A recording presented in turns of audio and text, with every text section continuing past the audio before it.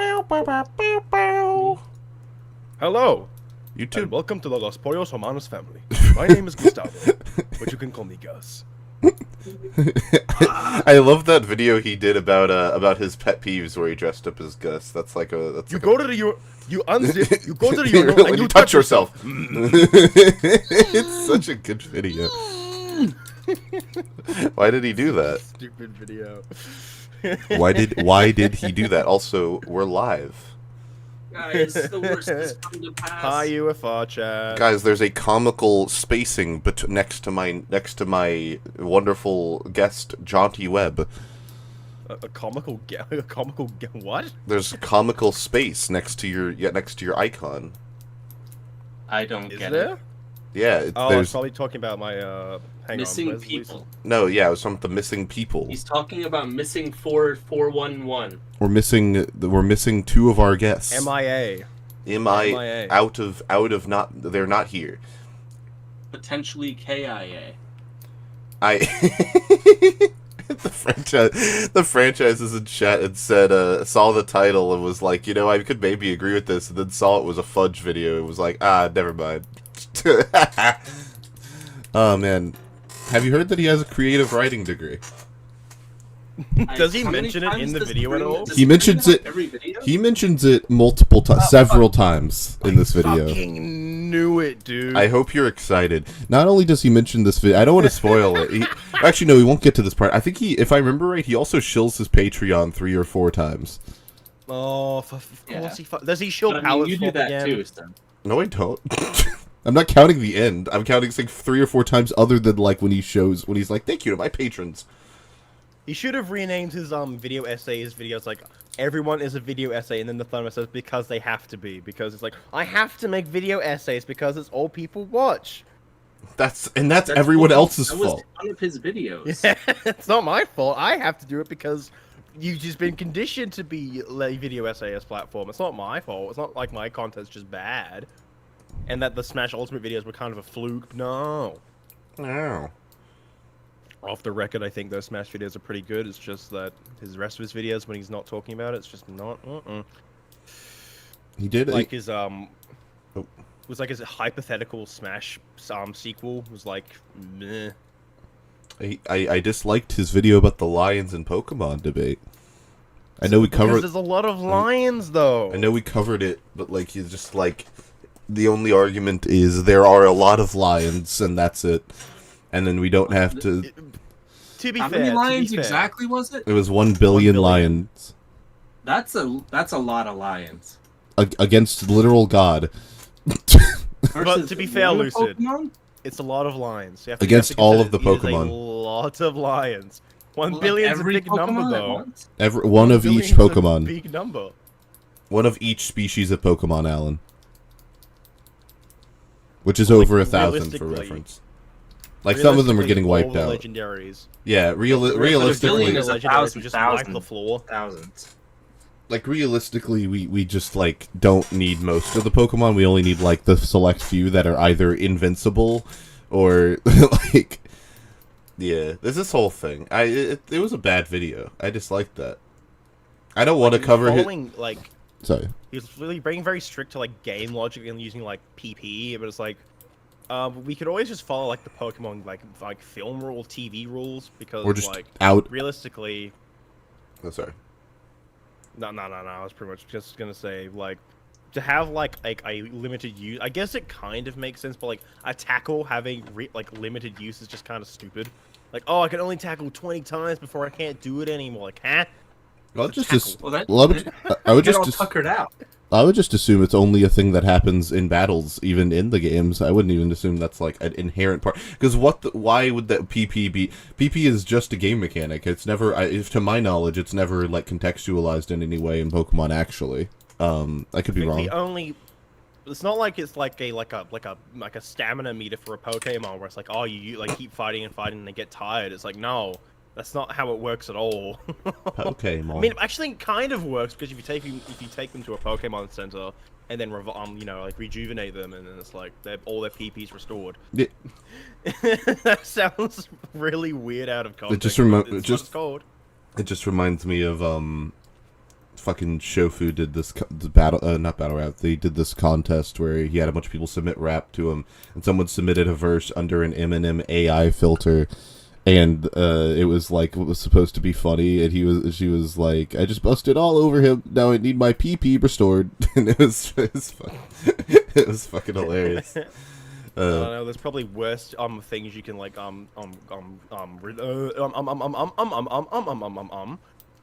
but yeah, there's probably worse words you can shorten like cyberpunk. Yeah, no, that one would be control or points. Control points. Yeah, you know, control like points, yeah. you can say CP and everyone will think like the worst thing possible, like cheese pizza. Ugh, I hate cheese pizza. Pepperoni's better. So true. Who would just want cheese on their pizza? Just cheese. It's like yuck. See, pineapple, that's fine, but just cheese? Unless it's like 5 different cheeses, you're a madman. Alan, Yeah. What does Alan think? are you excited? I know you were looking forward to talking about Fudge. Yeah. Like a little bit. Franchise, I'm not British, I'm from Australia, mate. Same difference. I'm their convict cousins. Alan, why were you excited to talk about Fudge? You told me before the stream started, you said, I really hope I'm able to make it so I could talk about Fudge. Yeah. Why? What are you doing? I spilled water everywhere. Oh, nice. Right when you hit go live, and now I'm inside the fridge. That's pretty good. This This is the most scuffed start we've ever I had. It's mad funny because I'm looking at I don't know if I shouldn't say that. Never mind. No, I don't. I know where one of the two people is. I have no idea where the other one is. I see. I don't know if I should like yell or something, but it's probably fine. You should scream and shout and let it all out. Scream and shout and let it out. Yo. I told everyone the correct time. Did you? Yeah. Is technical We still could in just the end other this stream and VC? start a new one when they get here. That's so true. This could be the extra Secret. credit. It didn't actually happen. Yeah. It's been struck from the record. We'll upload this as It an never unlisted video with a funny filter. Members only. Members only for the Fucking 7-minute long UFR. It could be a very important bonus. It's bonus content. It's the bloopers. Here, Bloopers reel. sometimes never mind. Actually, I'm not gonna say that either. Fudge has a video about Jeffrey Epstein. What? Excuse me? Or he has a video with Jeffrey Epstein in the title. It might not be about Jeffrey Epstein. What the fuck are you talking about? No way. What are you on about? The way. Where? Fucking. Why don't we just watch that? No, I don't want to watch. I don't want to watch his video about Jeffrey. Technicals. Do not You just 6? What? I swear to God, you told me 6 p.m. I said. You're a liar. I said what the fuck? I said 8 p.m. EST. I said 8 p.m. EST, which is. I said 8 p.m. EST, which is probably 6 for you. I guess I guess I just lied. Probably. I'm sorry. Yeah, you're a liar. You're a liar. I'm sorry. He has the receipt. I Levi. need the chat to know that this is not my fault. This is a pathological liar. Tech, and I'm I was really playing sorry. Path of Exile, so there's no coincidence there. There's no coincidence. I'm really sorry, Tech. That's my fault. I forgot you're 3 hours behind, not 2. All good. I should have checked you on it, but I was gaming. That's fine. You were playing Path of Exile 2. Yes, bro. Uh, Franchise hopped into my chat. He was all like, "Are you gonna join UFR? It's on right now." thanks, franchise. We love you. I was tempted to do the same thing, and then I was like, maybe I just shouldn't just randomly join the VC while live. That's probably not a good idea. I'm just waiting for the other guy, the cat-looking dude, Junko, wherever he is. Man, fuck Junko. What? Why? You're so mean, Lucid. Nah, I don't mean that. I don't know where he is though. At least I knew where Technicals was. I don't know where Junko is. So, well, we could probably just get started. Man, fine. He's not a hard man to find. He also I don't know. We'll see if he shows up later. He might be a surprise appearance. But yeah, are you ready to talk about capitalism? You guys excited? Oh boy! No better way to Did start we off ever my watch day. together? Yeah, it's in the UFR General. Where the oh, I'm in the oh god, I'm in the wrong chat and I scrolled up a little too far. Oh no. What'd you find? I found fucking Fat Zesty's avatar. Oh gosh. Under eye. That's awful. It's tragic. I just wasn't. It's not that Okay. bad. Don't say that's sus. Don't say it's not that bad. That's Brother, awful. that is tame. It's not that bad. It's pretty rough. All things Full considered. of beer. Fuck. I was picking a username. This shit. Fuck. What the hell? All right, I'm ready. Yeah. I guess before we can get into it, what do you guys think about what do you guys here, we'll do it this way. What do you guys think he will say, and what do you guys actually think about video game writing? Hold on. What's it? Video games are badly written. Okay. Because they have to be. You have to be specific. Yeah, because they have badly to be. written. They cannot not be. Well, that's not true. There's some games that are just like visual novels. I brought that up before, Yeah. like Before we went live. live, saying like visual novels. The entire point is that they are dedicated to the writing. So it's like Yeah. I wonder if you would not consider those games. because it's like, oh, you click dialogue options, which it's still gameplay. might- It's just not You exactly might like, categorize it. I The bad. I wonder if we'll get a definition, or maybe he'll just say words. Who knows? What about games Sometimes like you- what's it Sometimes called? you gotta bait Last to of get Us. people to watch it. Who knows? Yeah. I think The Last of Us, like not the second one, like I know that when the second one came out, everyone just kind of pulled a song and said, "Oh, The Last of Us is always bad," but like no, people really like the first game, and from what I can tell, like from what I've been told, it's like a really well written game, Jaunty, and like that has a Jaunty, really good story. Jaunty, What? I just want to let you know. I want you to put a pin in that example, okay? It's a mystery mouse tool that'll come in handy later. The Last of Fine, Us, it'll you help can't us later. fucking kill your adoptive dad whenever you want, Guys, so it's not a real game. We can't. Look, that might come in handy later. Who knows? That might be Like an relevant. hour-long video. The good news It's is gonna be a yap fest. the good news is we're not watching the full hour because because I did vet the video beforehand, which was I'm glad I did that. Yeah, so we're gonna watch the first 5 minutes and then we're gonna skip to the last 13 minutes because the middle part, we can get to it after the Waffle, intro. pretty much. But yeah, I'll tell you guys what happens in the middle part. The Kanye-esque rant. It's more put together than that. It's also much less interesting. I do not. It's not worth covering, in my opinion. Just word salad, as far as I know. It's just word salad. Yeah. I'll go over the things he does say, and we can talk about them. But we don't need to like go over the actual words that he says because it's frankly not that important or interesting to his point. Alright. I'll grab a bag of chips. But yeah, Get comfortable. I'm excited. This is a doozy of a video. But yeah. I'm also glad to be back covering Fudge because this guy's special. He's a character. He's a character. awesome. He's I love Fudge. I love Fuck fudge it. and pretzels. I He- love both. I love food items. he makes It's a good combo. he has a creative writing degree and everything. It's great. Also, He has- go look at Palette Swap. Also, my Patreon. I don't know if he. Back to this dude plugging his Patreon. What the fuck? You. let's just get started. Let's just jump right into it. Let's Just jump right into it. Yeah. Boo. This is Heihachi Mishima, and Oh my dermatologists God. hate him because despite being dropped into the pit of He's an active British. volcano about 10 Yeah. years ago, he has emerged looking almost exactly the same at the age of 76. And how did he survive being dropped into the pit of an active volcano? Well, that's a good question, because it really didn't seem like he had. And you don't just have to take my word for it. Here This is So we're getting started. Do you guys know the context behind this example? Do you guys know what this is about? Yes. I know Jaunty probably I do, does. yeah. Basically, this guy was killed in the previous Tekken game, and they brought him back as part of DLC. My mod is saying there's no video on your stream. Oh shit! My fault. Thank you. Did you Bro, he's did a you forget professional to streamer. swap We can run it back. Yeah, I know. I forgot to hit the, Production. I forgot to hit the Thank you. transition button. My fault. Thanks, chat.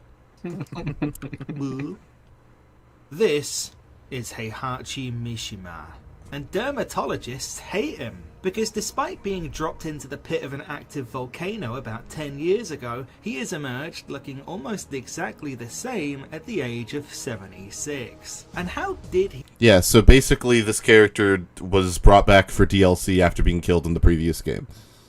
And it doesn't make any sense that he's alive. And there are multiple quotes from the guy who makes Tekken, who's like, "Yeah, I thought he was dead," and then DLC. So now he's back. I mean, it's fair. That's a plot convenience for sure for like hype. Yeah, like this is an example of bad writing. I don't know if it's a. I mean, to be fair, like in Tekken 2, in the canonical ending, Heihachi drops Kazuya into a volcano, and he doesn't show up again in Tekken 3, but he comes back in Tekken 4, and I don't remember if that was ever explained, but he was revived in Tekken 4. I don't know what happened, because I'm not too much into Tekken lore, but he came back for the 4th game, and I don't think it was explained. He has he has a whole section in this video about fighting games that we're not going to watch. Where he essentially says fighting games can't or don't have good writing because their existence makes it where it's very difficult to have a good story because you have to find, and his main reason is because you have to find a reason for everyone to fight each other. Now, to me, that's not that hard of a writing constraint. A lot of things like movies, books, etc., are built around getting lots of people to fight each other or have feelings toward each other. Yeah, you just have to do a tournament arc. Yeah, his main example is Mortal Kombat. That's literally what Tekken is, though. Like Tekken, originally was basically just like a massive tournament organized by Heihachi, and then Kazuya came back to take revenge on his dad for dropping him down a canyon. They really do a lot of that in the series. They just drop people off of high places. It's the Mishima tradition, man. But yeah, Tekken literally is short for Iron. Isn't it King of Iron Fist tournament? Or King of the Iron Fist? That's what Tekken means. I don't know. Tech is iron, Japanese so I sounds believe like it. Yeah, so Tekken, I'm pretty sure it was Iron Fist or King of Iron Fist. Well, no, but Kin is Kin is sword. So if Tech is Iron iron, sword? then Kin is. I will look it up. Maybe Kin's also the actual fist. tournament that's run is called the King of Iron Fist tournament. Man, Means Iron Fist. Yeah, it means Iron Fist. Yeah. okay. So, yeah, so Tekken is Iron Fist. So it is the King of Tekken tournament. Fucking so. this fake Japanese guy. Over here. Kin does mean He's a great sword. I was Japanese correct. All right. Whatever. Holy. He survived being dropped into the pit of an active volcano? Money. Well, that's a good question, because it really didn't seem like he had. And you don't just have to take my word for it. Here's Tekken director Katsuhiro Harada on the subject back in November of 2023. JGCR, I have one comment for you. Heihachi Mishima is completely dead. That's a great clip. It's beautiful. God, I love that clip. And yet, regardless of being punched so hard that his heart stopped beating and being dropped into molten lava in Tekken 7 story mode, here's Heihachi, good as new, as the 3rd DLC character in the 1st season of Tekken 8. Do you think he hasn't said this yet? By the way, I just he hasn't said this yet. I just I cannot believe you called that character Echo. They give every black character the same fucking haircut. That's not do. Echo. That's not Echo They from asked- fucking League of Ever since Legends. Killmonger and his Black Panther. consequences. Yeah, Killmonger goddamn. and his consequences. Holy shit. Fucking. But yeah, no, he hasn't said this yet. But I wonder if he would attribute this to capitalism, and then if he did, I wonder if he would attribute Bowser returning in every Mario game to capitalism. Nah. Well, Bowser never canonically dies. I feel like Yeah, but he does get. Heihachi coming back is totally just fan service. I'm true, but Bowser also does get dropped into lava like time over and over and over again, and like Yeah, but the lava has like a fucking smiley face on it too, so uh, maybe they're just like giving him a really, really hard hug. There's also magic as well, so probably they'll get like he'd get like Kamek to take his bones and then revive him or some shit. I don't know. Maybe he just has like turtle cancer. well, like How does that help him? I don't know. Turtle cancer? Yeah. Makes him immune to lava. But we in like in the DS game, you can see him turn into like dry Bowser, so it's like, eh? Darth Vader. Yeah, that was probably canon. Darth Vader getting brought back in after Revenge of the Sith. That's fan service. Any character who gets dropped, I don't know. This is probably like this is a good example for this. I just don't know if it'd be consistent above like with all things. That's all. I feel General like rule- Mario. Yeah, go ahead. General rule of thumb when it comes to characters is if you don't see it, then they usually aren't dead. If it's like an off-screen death, then they pretty much are guaranteed to come back if they want them to come back. Yeah, it's like Jinx and Arcane. It is like Jinx and Arcane. Fucking horrible ass second season. Fuck that show. Spoilers. I fucking hate. Fuck. If you were man, I cannot. Another character that keeps coming back is fucking William Afton from FNAF. Like, keep him dead. No, he also dies from like burning, so that's consistent. Like, he burns to death, barely survives, becomes scrap track, and then gets burned to death His again. spirit juice is like in the middle, and like in the. And then he's like an AI, like a computer AI that gets revived again. It's like, I get it. It's like, oh, I always come back. But it's like, stop. Give us a new villain. That was kind of what Vanny was gonna be, but then she just kind of became like William Afton 2.0. They've lost come Beatrix on. in the FNAF series. Maybe he has. FNAF Maybe hasn't he had a has good Turtle story since like the third, maybe fourth game. When Debatably, Sister Location FNAF has came out, never it had a was good over. story. It was serviceable in the first three games. It had a beginning, middle, and end. It made sense. It wasn't groundbreaking, but it was still an interesting story. Then it like went into too much into like this weird sci-fi chicanery, and it just became like convoluted and stupid. I think it's just because MatPat retired. I agree. MatPat killed the Dude, he was industry. having The trouble cat and mouse figuring out game the with story. The FNAF writers. It's just Yeah, over. like all your theories are wrong. Goodbye. Boy. DLC. If you're to believe Tekken 8, Heihachi survived because a guy caught him. Even though Kazuya watched him fall all the way to the bottom of this molten chasm, and even though we're pretty sure he was dead before he dropped him anyway, and even though there's no visible foothold anywhere near the lava we saw Kazuya drop him into, Heihachi made No, he just like one piece, like Luffy, like grabs onto the wall with really big arms. That's what he did. Yeah, he doesn't even. Does he like jump and catch him? He just fucking. He just catches him from somewhere, I think.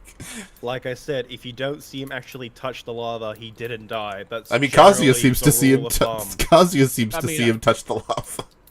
I'll give him Tekken. Like obviously Tekken's not written the best it could be. Yeah, no. I just want to see what he says about like actual like lore based games. not be Oh boy. dead, but Shakespeare certainly is. Here's Harada again on Heihachi. Heihachi Mishima is completely dead. Sorry, I mean, here's Harada on Heihachi surviving per a 2024 interview with IGN. When questioned on why Heihachi was brought back, Harada says, I didn't mean to lie or anything like that. It was Tekken 7 really focused on the story arc between Heihachi and his son Kazuya, and so we really wanted to show that kind of final conclusion, and he seemed to die at that point, right? Oh. But then, after that happened, Tekken 8 was released, and we put a lot of effort into the story, and the fans seemed to be really engaged with that. And as that was happening, we were kind of feeling that the players missed him as well. Obviously, we did too. So it was kind of decided later on that we would do that. So it wasn't a lie. And then, also, the timing is right since it's the 30th anniversary of the franchise, and so we need all three of the Mishimas. This is the most iconic in the series, right? Yeah, it's just... I'd like Just to point fan out service. that he like wrote Katsuhiro "Don't ask me for shit, Harada" because he wore a shirt at Evo once that said "Don't ask me for shit," but that was mostly a joke. he actually like Harada actually does like take on fan feedback. That was mostly just like a little haha goof, but like they unironically do take like fan like responses when it comes to making their games. So Well, yeah, like I get it's like a funny haha. Well, yeah, I think Fudge took it seriously. Well, no, I regardless of if he did or didn't, like this quote proves that he cares because he's literally saying, "I care so much about the fans that I literally had him cheat death for no reason, so that he could be in this game." He wore a shirt saying "Don't ask me for shit," so that means he doesn't take fan response into consideration, right? That means he's a Fans. meanie. Is this whole thing about fucking fighting games? Or No, like... No. And Alright. there's an entire section about fighting games that we are not watching because I'll go over what he actually says when we finish the intro. I feel like if you want to make a video like this, your thesis needs to be a lot broader because he kind of just went to one niche example where he can't possibly be wrong. Well, it's a prove his recent point. example. That's probably why he started writing this video, because it was recent. Heihachi came back from the desk like, all right, I gotta. Yeah, talk but if you about want to this." establish a thesis like this, I feel like you got to kind of ham-fist like 5 points in at the beginning and then go into something niche. Yeah. He just went right into the thing that proves his point, which I feel is a little short-sighted, but whatever.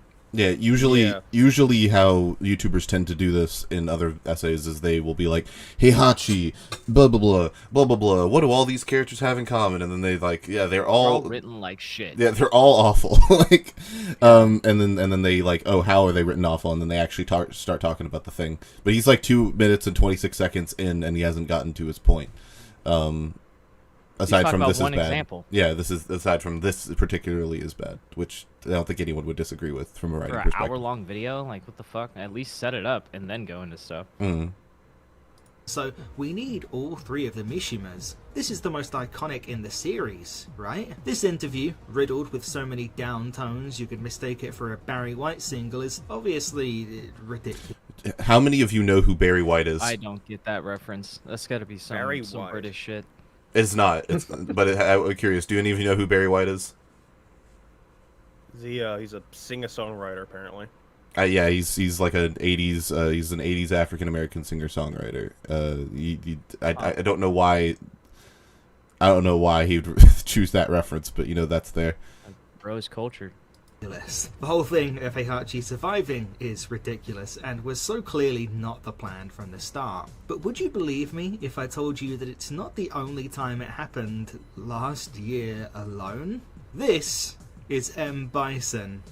And to be fair, this one isn't quite as ridiculous as Heihachi's, but it's still worth talking about. In Street Fighter V's story mode, Ryu hits M. Bison with the power of nothingness and causes blue cracks to surge through Bison's body as he's seemingly entombed by the falling rubble of a collapsing building. Chun-Li... that stone fucking... Holy shit, that was a big-ass rock.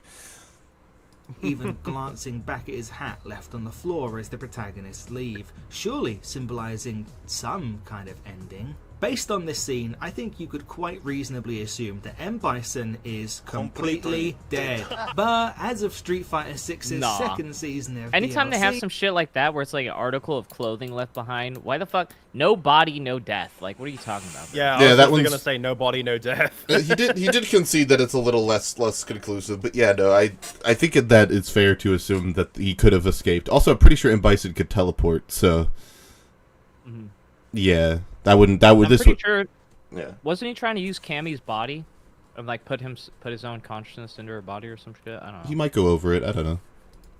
he's back. Bison's demise was not quite as certain here as Heihachi's, I suppose, and he is known to cheat death in many ways. If you type in M. Bison death on YouTube, one of the top results is literally a compilation. But it makes you wonder what the point of a scene like this even is, and why this series keeps teasing his supposed death only to bring him back. Would you say the same thing about Bowser?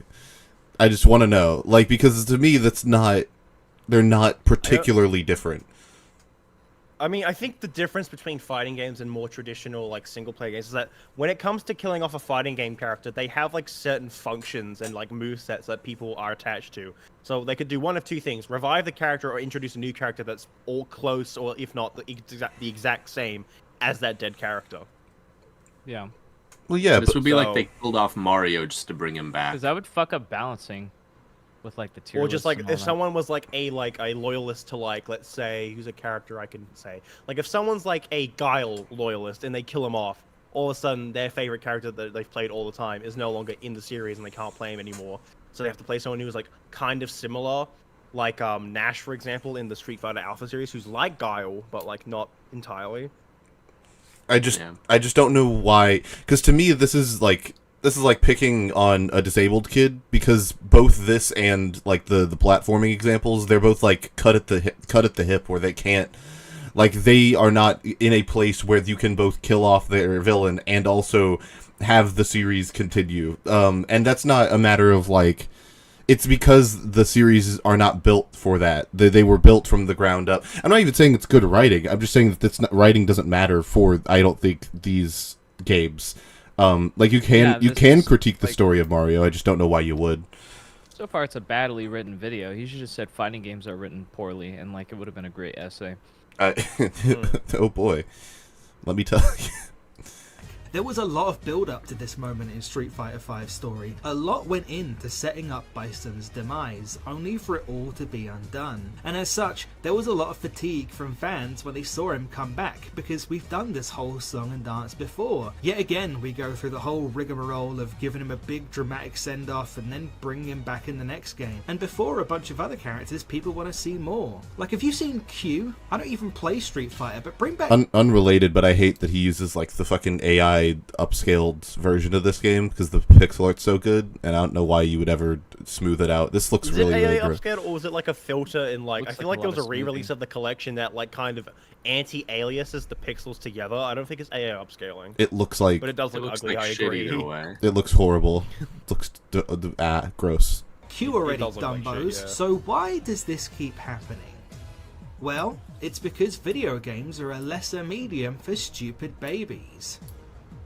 Sorry, it's Okay. because of something Harada said earlier. I want to go back to this line. Tekken 8 was released. Was that the claim of his video? No. He was making it. He was trying to make a joke. He's Right? strawmanning. I thought it was a joke, but then he like just kept on.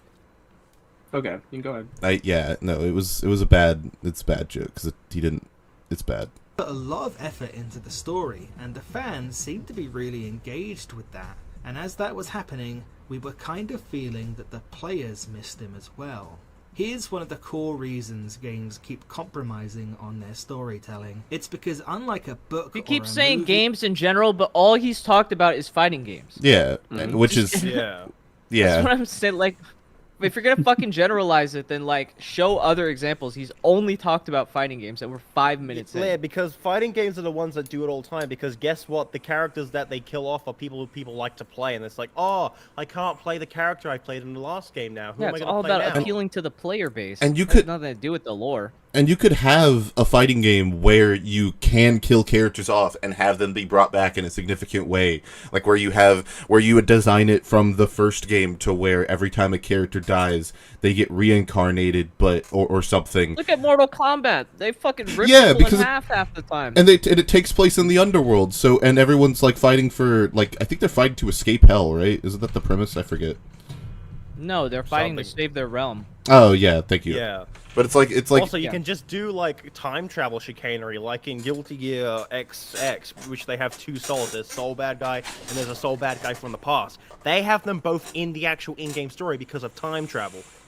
yeah. Time travel plays a big plot in Guilty Gear as a whole, so you can have time travel, and that has the whole can of worms that is time travel as a writing tool, like, and it's always very messy. But if you do it and you set rules for how the time travel works, it doesn't have to be complicated. Yeah, this is not necessary. Like, we don't have to apply this to fighting games. Like, it's impossible to make a good, well-written fighting game that has all of these caveats. Like, you could certainly do it. It's what happened with the two examples he brought up are from franchises that were long before video games were ever thought of as a storytelling medium in the first place. So, like, Yeah, they were all just beat 'em ups. yeah, so like if Street Fighter is like at this point contractually obligated to bring back their core villain like as many times as the games are released because he is their core villain. It's weird to not The have question it. is, does anyone even fucking care if there's good lore in a fighting game? I think it's more about like combos and shit. I think Yeah. This If is you appealing ask to the wrong anybody audience. who do not look up Bridget Guilty Gear Discourse on Twitter. Worst mistake of Oh my life. well, yeah, okay, yeah. I've seen, of course, I've seen that, but I'm the Yeah. MLK of the FGC. You know, I'm trying to. Part-time pastor, yeah. Yeah. But yeah, no, That one supercharges audiences. Oh yeah, the pastor. I think that's more like a political thing than it is like people caring about Religion. lore. No, it legitimately is about the in-game lore, and like people are saying that it is a legitimate retcon because in the end of one of her stories in No, I know previous about games, the retcon. yeah. It's a legitimate concern, but I think the pushback is as significant as it is because of how politicized gaming has been in general. Yeah, and people That- feel like that they too, don't want to. yeah. They don't want to, you know, give up on a certain point. Yeah. Yeah. And it's hard to know how many of those people are people who care about the lore versus people who care about the politics behind it. Yeah. Yeah. Like I've gone to a point where I just don't care anymore. Like I've just accepted that Bridget's a trans girl now. It's like whatever. It's a retcon, and it left. It's a sour taste in my mouth based on like the previous story, but it's like, oh well. The You gotta Japanese just- VA did call Bridget a dude, and then fucking they had to take it back. They had and to take it change down because like it was either a translation error or like something else because I don't know. Yeah. Right. Yeah, I don't know Moving on, about the yeah. consistent, like, I don't know how many people are caring about the consistent lore in fighting games, and I don't really fault fighting games for having bad stories. Like, I don't think it's like if it'd be if you know, The Last of Us has a really bad story, that really weighs the game down because that's like the main driving force of everything that you're doing gameplay wise. But in You fucking stiffed it through this. When the fuck does he stop talking about fighting games? in 30 seconds the intro ends, and then there's an entire section about fighting games that we're not watching. So you have 30 more seconds. Oh my god, he just fucking yaps about fighting games. Well, that's where he comes from. He was an ex-smasher like you and I. This guy? Yes. Yeah, What's he this guy's made an name? entire like video of talking about Smash Ultimate and how it's like badly designed. Yeah, that's why most people know him. Fudge. Yeah. He made Yeah. it was this video about like Smash Ultimate is badly designed, which I mostly agree with. So it's kind of funny that you know, I don't know where it went. You should have titled this for fighting games specifically. I think mean, that would've- to be fair, complaining about Smash Ultimate's online network being bad isn't exactly a hot take. No, well, true, but it's The balance, sure, and like the order of operation being like really like lopsided because it prioritizes short hop areas over everything else. That's a bit more Oh, this guy nuanced, and I recently agree with. blew up. it was. Oh I mean, no, he's been posted for a while. Yeah, no, I was gonna say I'm pretty sure that Smash Ultimate video came out like a few months after the 4 game. years ago. Yeah, like a while. Oh, he makes Like lot a of couple Pokemon years content. afterward, yeah. Okay. Anyways, we can keep going. Because unlike a book or a movie, they're not just having to appease readers or viewers, they're also having to appease players. So hello, I am Fudge. Throughout this video, I am going to attempt to unpack I'm sorry. the balancing act that video games have to perform between Hacking Fudge, story I get and it. player experience, as someone who has never made a game, has never written a book, and mostly writes niche video game satire, YouTube videos, and comedic poetry. YouTube. Here's one of my poems. If I were a bird, I'd be a falcon, observant and ready to strike. I'd fly above the home of my expects. Oh, it's a joke. Never mind. It's just a joke. I was actually willing to like actually talk about the poem, Dude, and that it's don't just a leak the new joke. Kanye album, Jesus. I If I were a bird, I'd be a falcon, observant and ready to strike. I'd fly above the home of my ex-best friend Malcolm and shit all over his bike. that's a Yeezy up in here. that's you can't Sound like Sonic. I was gonna say you don't sound like Kanye because Talk you're about low-budget flights. No food or movies. What? I'm out of here. one. Come on, Tails. One. That's man. Yeah, no. This is a poem. This is one of the poems of all time. I don't even want. This is really, really random. Yeah. That for 2 seconds. I will try to refrain from being snooty about having a writing degree. I will probably fail. Let's Guys, did you know that Fudge has a creative writing degree? I'll let it slide. I'll let it slide because it was self-deprecative. Oh boy. get into why video games so often are just plain badly written. Spoiler alert, it's because they kinda have to be. No, they don't. No, And they now we're don't. not gonna watch the rest of the video. We're gonna skip all the way to an undisclosed timestamp. Let me go get it. He said video games They have don't to be have written to poorly. be badly written. Okay. That's just objectively He false. says that while showing Baldur's Gate. It's like, how more fucking egregious could your statement be? We're gonna skip Yeah, I've to heard Baldur's Gate is 39, like a 34. really well-written game. Yeah. It's a beautiful story. Okay, so to recap what he says, he has 3 sections that, if I remember correctly, in between what we just watched and where we are now. And the first section's about fighting games, where he talks about them for like 10 more minutes, and doesn't say much aside from, like I said, he said the main reason why fighting game stories suck is because you have to make it where a bunch of people have a reason to fight each other, and that's really hard as a writing constraint. It's like, okay, fine, whatever. Then he has a very brief section about RPGs, where he says that RPGs are often touted as having good stories, but most of their stories are in text, so they aren't part of the game part of games, so they don't count. What? Are we ignoring? But we're talking about writing. No, but like, and he says that his main, like, the best writing, or one of the best pieces of writing he's seen in an RPG is after, spoiler alert, Aerith dies in Final Fantasy VII, and then her portrait is missing off of the home screen, but they don't like shift the portraits around and shit. It's like visual There seems to be storytelling. a disconnect between like visual storytelling and like actual like writing in video like games. 'Cause script writing. Yeah.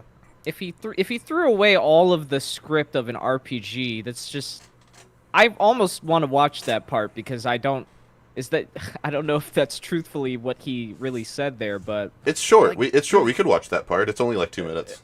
yeah, go to Good the RPG gameplay part. and good story is not mutually exclusive. You can have both and have a good video game. What is Because this he's point? critiquing writing here, so I'd assume But writing he'd is like a blanket term. It's not being specific. It's just like, is he talking about storytelling? Is he talking about world building? Is he talking about like dialogue? Like, what specifically about writing, like badly written, is he talking about? Well, yeah, like when you get into conversations about bad writing, you kind of need to establish what you mean, because most people have different definitions for what they think bad writing is. Like if 5 people go into a movie and 5 of them walk out, and then one of them goes, "Oh, that was pretty bad," and they go, "Why?" Like, all of them will have different reasons, and one of them will probably say it wasn't bad, even if it was like The Room. Like, that's just how movies and storytelling goes. You kind of have to establish what you mean when you say bad writing. If he broke like it it down into because- those elements of like visual and written, then it would probably help. It'd probably be a better video if instead of being broken down by genre, More it was being structured, broken down yeah. by like the different kinds of storytelling. Dude, did I miss his poem? Yeah, it wasn't good. Fuck God the damn phone. it. Go to the RPG section. We're here. Ignore the fact that you see Street It says Fighter on the Balrog. screen. No, shh, don't look. Is he talking about RPGs here? No, it's look. I'm on my favorite Look, RPG, bear with Street me. Fighter Okay, 5. look, bear with me. Okay, we're gonna get there. Is these games have to make run deep. Okay. You might be surprised that a video about writing. Oh my god. Fucking Street Fighter footage. No, what do you mean? It's also shitty, like anti-aliasing, like pixel merging as well. I hate And the way this looks. Ew. It's gross. It's so gross. Ew.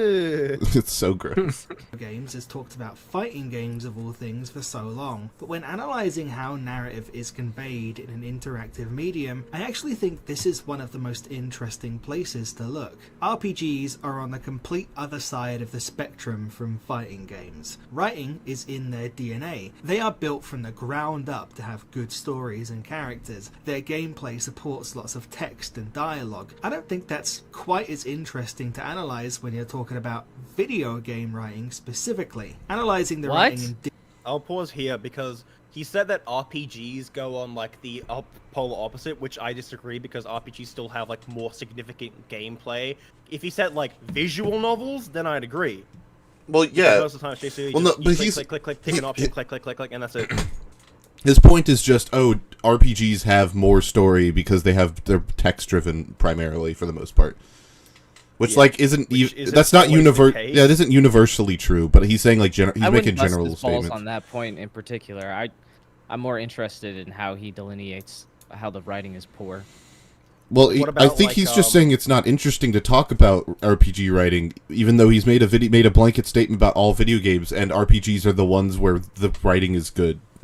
Like, it's Does like he not understand that like Fallout are also RPGs? Like Fallout New Vegas is an RPG. Play fucking Pokemon. How do you have a problem with RPGs?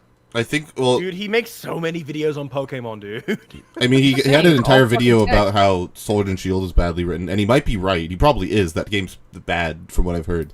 But like, Bad for multiple reasons. You'd think someone like that would have a more nuanced take on RPG writing, Well, though, yeah. instead of saying some shit like that. Well, yeah, because he's acting like it's all good, and obviously he doesn't believe that, or he's acting at the very least that it's all. He has to think it's interesting to talk about. He talked about Sword and Shield for 2 hours, like surely he thinks RPG writing is interesting to talk about.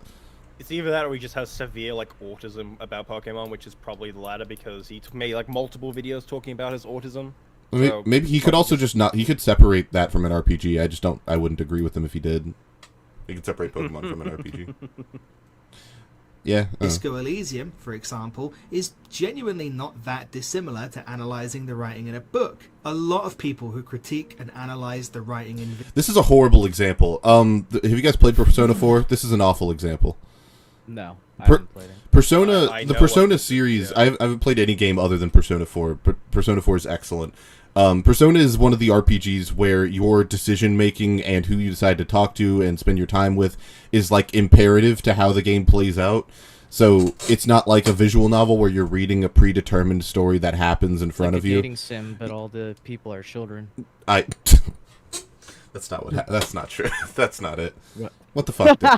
Oh, you have to. Now I don't want to. Yeah, no, actually, yeah, you're right. It's actually horrible. Technicals, actually, dude. So you're so true. It's so real.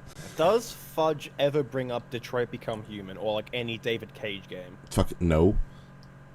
What? He Because mentioned that would be Disco good Elysium. examples to bring up. I don't know if Disco Elysium is a David. I don't know who David Cage is. I shouldn't have Dating answered. sim? I want to date the detective. That lovely mutton chop mustache, yeah. Oh man, making me act up. Oh. No, but yeah, this is. Yeah, sorry, what? Keep going, keep going. No, I this is a horrible example to choose just because of how much the player the player has so much control over who they get to talk to and where the story goes that this is a fucking awful example if you're saying like Yeah, it incorporates the player into the story, like your Yeah. actions. yeah, and he's like, oh, RPGs aren't interactive. This is like cringe. video games turn to RPGs and Overwhelmed from back. fighting games. Writing is in their DNA. They are built from the ground up to have good stories and characters. Their gameplay supports lots of text and dialogue. I don't think that's quite as interesting to analyse when you're talking about video game writing specifically. Analysing the writing in Disco Elysium, for example, is genuinely not that dissimilar to analysing the writing in a book. A lot of people who critique and analyse the writing in video games turn to RPGs, and I understand why, because they're clearly where the most effort goes in, where the most actual writers and narrative designers are being hired. But I'm more interested in the gamey games. Games that conceptually What? should not be compatible with stories, with genres. Basically, those games disprove my point, so we're gonna ignore them. Basically, literally, it's like, that's not as easy to disprove, and it's kind of fucking boring. So I'm gonna pick the games where the writing isn't important and tell you how the writing is bad. Video games are bad, but only the games where the story isn't the main focus. So like, subtle storytelling is always bad, and it needs to be bad because Shit kinda pisses me off. reasons. If you're gonna clickbait this hard, at least deliver He's something. cherry Don't just picking, pretty much. Yeah. yeah. yeah, Fucking, you don't need to clickbait this hard. You could just you could make have a made good the video essay fighting about the games. specific thing you're talking about, Could have made a video about fighting games, and it would be 10 minutes long, and we wouldn't be here. and everyone would have clapped like seals. Yeah, it would have been great. Funny because his profile picture is a seal. So. Is it? Yeah, Yeah, it's like a, It's like a the seal with fucked I thought up it was seal. some eyes. kind of fucked pig. Looks like a manatee. Yeah. Porpoise, maybe? Who knows? And gameplay styles that just do not support storytelling, like fighting games, for example. Because then you've Back gotta to get fighting creative. games. You Yes! can't just tell a story. Even then, that's not true. You can write a have a good fighting story. game. You can. It's possible. Subspace Emissary is I an just example. fucking hates fighting games. Bro, just does. Fucking It's, pissed off. it's like it's He's frustrating. still salty that Smash 4 doesn't exist anymore. What? He literally. Oh, because he he's played mad Smash. about Yeah, because he played 4, Smash. I yeah. forgot he was a Smash 4 competitive player. I forgot. Yeah. Chad, he's about to talk about capitalism. We were gonna get through the. We were just gonna get through the RPG section real quick. with Oh, text hold on. boxes, you've got to take advantage of the unique attributes of video games as a medium, and that's what I love. I love getting into the intersection of writing and game design, finding where they meet. I like. But they meet in RPGs. Though that happens. When, like, you know, like a forced loss, the forced loss trope, where you have to lose a battle in an RPG because the enemy you're facing is too fucking strong, and like it's a story If you story cut event. out RPGs, you could be like, yeah, fuck Baldur's Gate, yeah, fuck Diablo, all this other shit. I want to talk about fighting games. Are we just gonna Okay, ignore man. like Half-Life and like or any of Valve's single-player like story-driven games like Half-Life and Portal? I make a video I think about. they are very good examples. Yeah. I make a video about, like, the writing in books is badly written, and then I start my video, I'm like, you know, a lot of people want to talk about writing in books, and they talk about fiction, and, you know, I don't really, like, that's really cool and all, but that's not really interesting to me, because those are built from the ground up to support good writing. So I don't really want to talk about them. I'm going to talk on the about basis that all of them don't have pictures in them. I'm going to talk about non-fiction books and how badly written they are, and from like a fictional, like a narrative perspective. Even then, even in like a non-fiction book, you can still craft like a narrative based on real events and craft a story using real events. So that's not even like. Yeah, but there's no Spider-Man. There's no Spider-Man in the book. I want Iron Man. I know what that is. I like Iron Man. I want... R2D2 and C-3PO showed up, and I clapped. Fucking no, I dislike the. Man, I don't like this angle because he's like he approached the worst. He attacked the weakest genre maybe in video games for storytelling, aside from maybe like the sports Yeah, if you're genre. gonna do something like this, like challenge the viewer as well to understand your perspective from like a nuanced like angle, but instead he's like, no, I'm gonna talk about the easy shit possible and get like a fucking 50-minute video out of it. And Why'd you turn Aussie for a second? he's some flavor. Yeah. Sounds like It'd be Chase funnier from if he fucking was House Australian. MD. It does sound like Chase. Holy shit, man, House is into good. the fucking muck. I'm going to give you an example that's from an RPG here. It's too perfect. In Final Fantasy VII, after, spoiler alert, Aerith dies, her portrait is wiped off the UI at the inventory screen. The other portraits aren't shuffled around to make it look neat, it's left like that intentionally so you notice it. Every time you go to a merchant to buy items, for example, you'll see it. Just this gaping hole left in your party. But like, okay, so when Aerith dies, that happens in a cutscene though. That isn't even dialogue. Like, well, like I agree that this is good visual story. Yeah. This is good visual storytelling, but like, Aerith dying in general is good storytelling because it basically doesn't happen in writing text. at this point. Yeah, this is like, oh, this is good. Anyways, It's like fucking game design critiques. I mean, well, this is visual storytelling. I agree that this is good. I just this is not Yeah, but it the has only nothing part to of do it. with writing. The whole he's talking title about- is video games are badly written. This has fucking nothing to do with writing, and it fucking He's talking pisses me about off. like how the writing and gaming like intertwine, like the writing seeps into the gameplay itself, and it's like, okay. But you can't just say video games are badly written, but it's like, oh, video games and intertwining with gameplay is not well done. but Video that's games not are exactly- badly written. Here's a part of Final Fantasy where her profile picture isn't there. Oh, okay, cool. What the fuck does that have to do with writing? This probably does. It probably does impact it does count as it's visual storytelling. I don't know if you would count that under writing. But it is No, visual storytelling. I would not. Okay. Bullshit. Yeah, I would have put if I would put an example of this being done badly. By the way, I'd put like the press F to play respects example, because like the reason why that's like a meme is because in I think it's the Call of Duty game where that happens. It's still like a funny joke. Press F to pay respect. Yeah, it's so tone deaf. It's like, oh yeah, but it's interactive. Funny. I push the button and now my character's crying. Jason. Yeah, or that's another example. This is the kind of unique storytelling that only video games are capable of. You're being reminded... That is not true. That you could do this in a movie. This happens in movies. Like in Up, when he's sitting in the chair and his wife is not in the chair next to him after she dies. That's literally this. I think he's more speaking to the interactive that makes you kind of introspect about the events, but yeah. Okay. The great loss you've suffered, of what you're now missing, without a word even being uttered. That is extremely my shit. So what we've established... We're just gonna ignore the cutscene that so- happens right before. He's so British. I It's That okay. directly shows like Aerith getting fucking impaled. Like, oh, if you missed the fact that there was a massive FMV showing how her just getting impaled happened, it's like, oh, here's Yeah, like, how- oh, she's gone for the menu. Oh, Aerith's dead. No. Apparently, like the cutscene, I Let's sleep. sit with Missing the from feeling. I get what he's missing- saying there, but I don't think that's a good. I don't think that's a good point if you're gonna be critiquing writing. well, he didn't tell us what writing is, Completely so irrelevant. like he's considering that under writing, and we're all like, He does didn't that count? establish his premise whatsoever. He just started yapping about fighting games. Also, I will be right back before we start the capitalism Aerith section. dies in cutscene. I sleep. Aerith missing from menu. Real shit?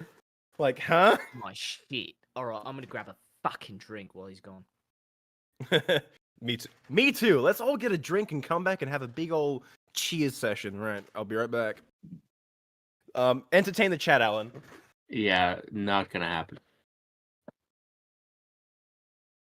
It's a Hassan stream.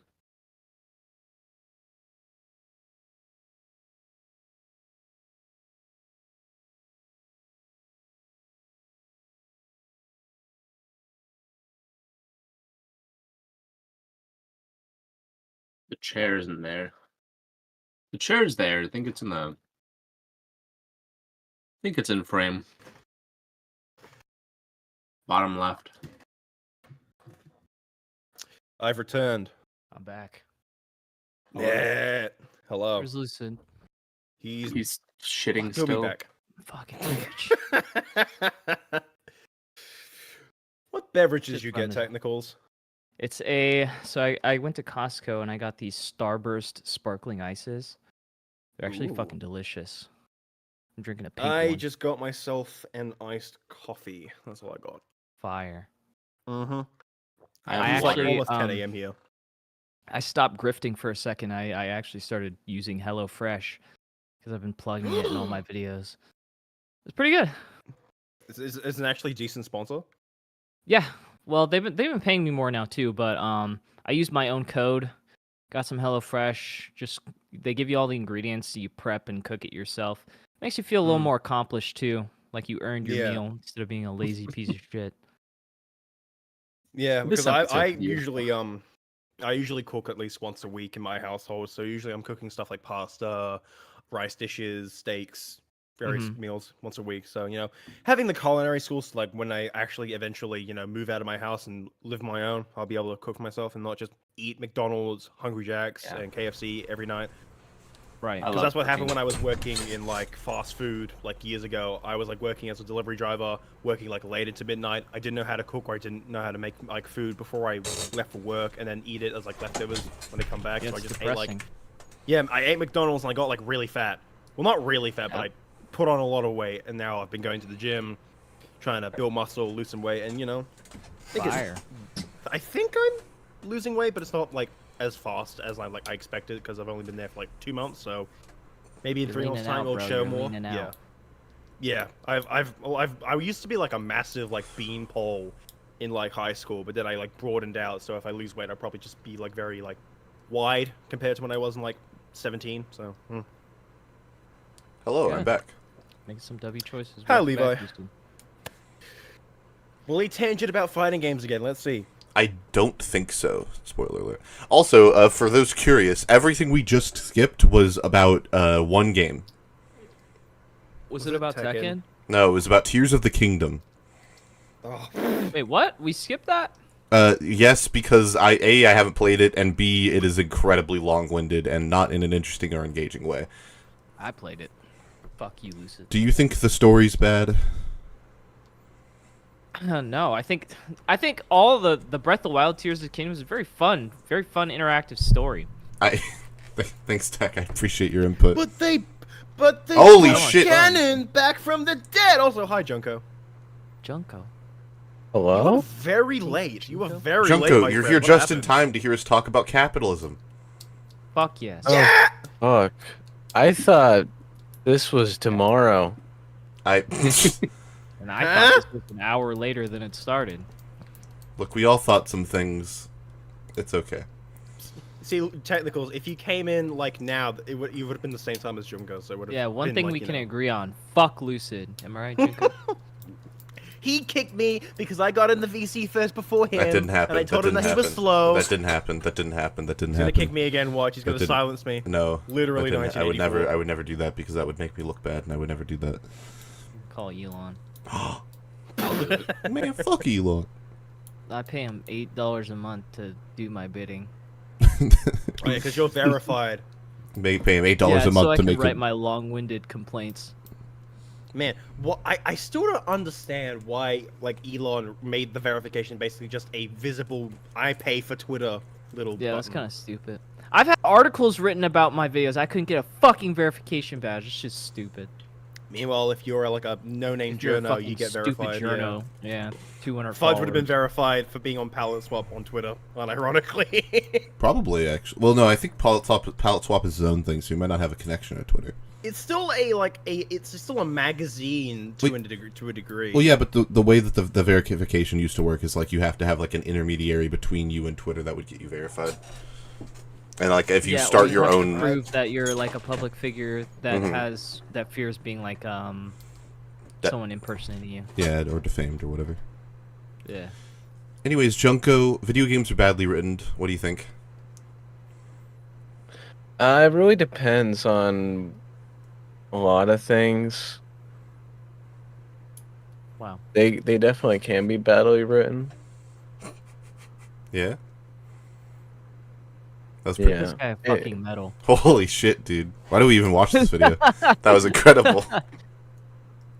It depends on the genre. I mean, if you play like,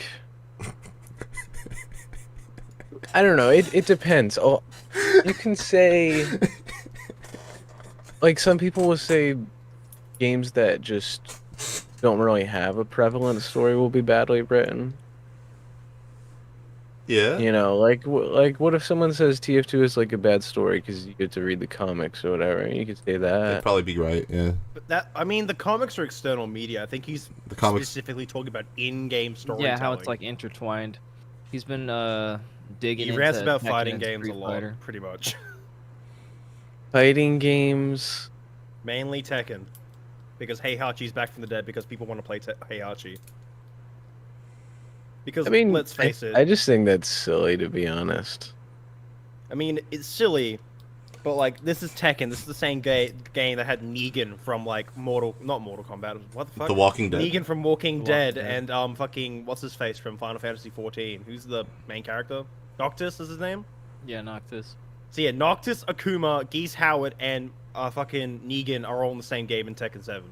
It's not a very. How did Negan get there? Like, That's the thing. That's why I Money! said it really depends, right? Yeah. Is He also basically said You RPGs need- don't count for some reason. that's strange. That's why I said it depends, though, is because when you make games, there's always a compromise, right? When it comes to gameplay or your story or something, right? If you have, a story, you can't make it a fucking giga super realistic game and have like an explanation why like Doom guy picks up potions off the fucking floor and heals up or something, right? You can't have like an explanation for every single little gameplay element. Typically, you can't have like, oh, why does sniper's fucking sniper charge up to full, and then it does max damage?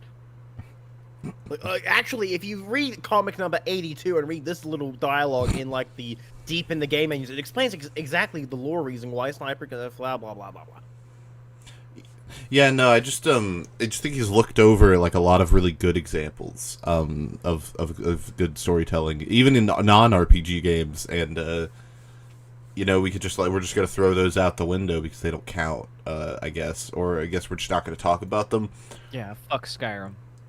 Fuck the modern God of War games. Fuck The Last of Us. I mean, I fuck- don't know. Elder Scrolls story. The problem with, I think what makes bad storytelling. I mean, this might be what he says in the video. I haven't even fucking watched it. I just got here. Right? Let's Is hop that back Well, to okay, the so- flip side. Yeah, well, see, Junko. It's not what he says in the I was gonna say Junko. He never once says, bad storytelling is when and then like an answer. He never does that. One of his it examples happens of when storytelling was Aerith's fucking profile pic not being there in the store menu after you watch a cutscene of her getting fucking impaled.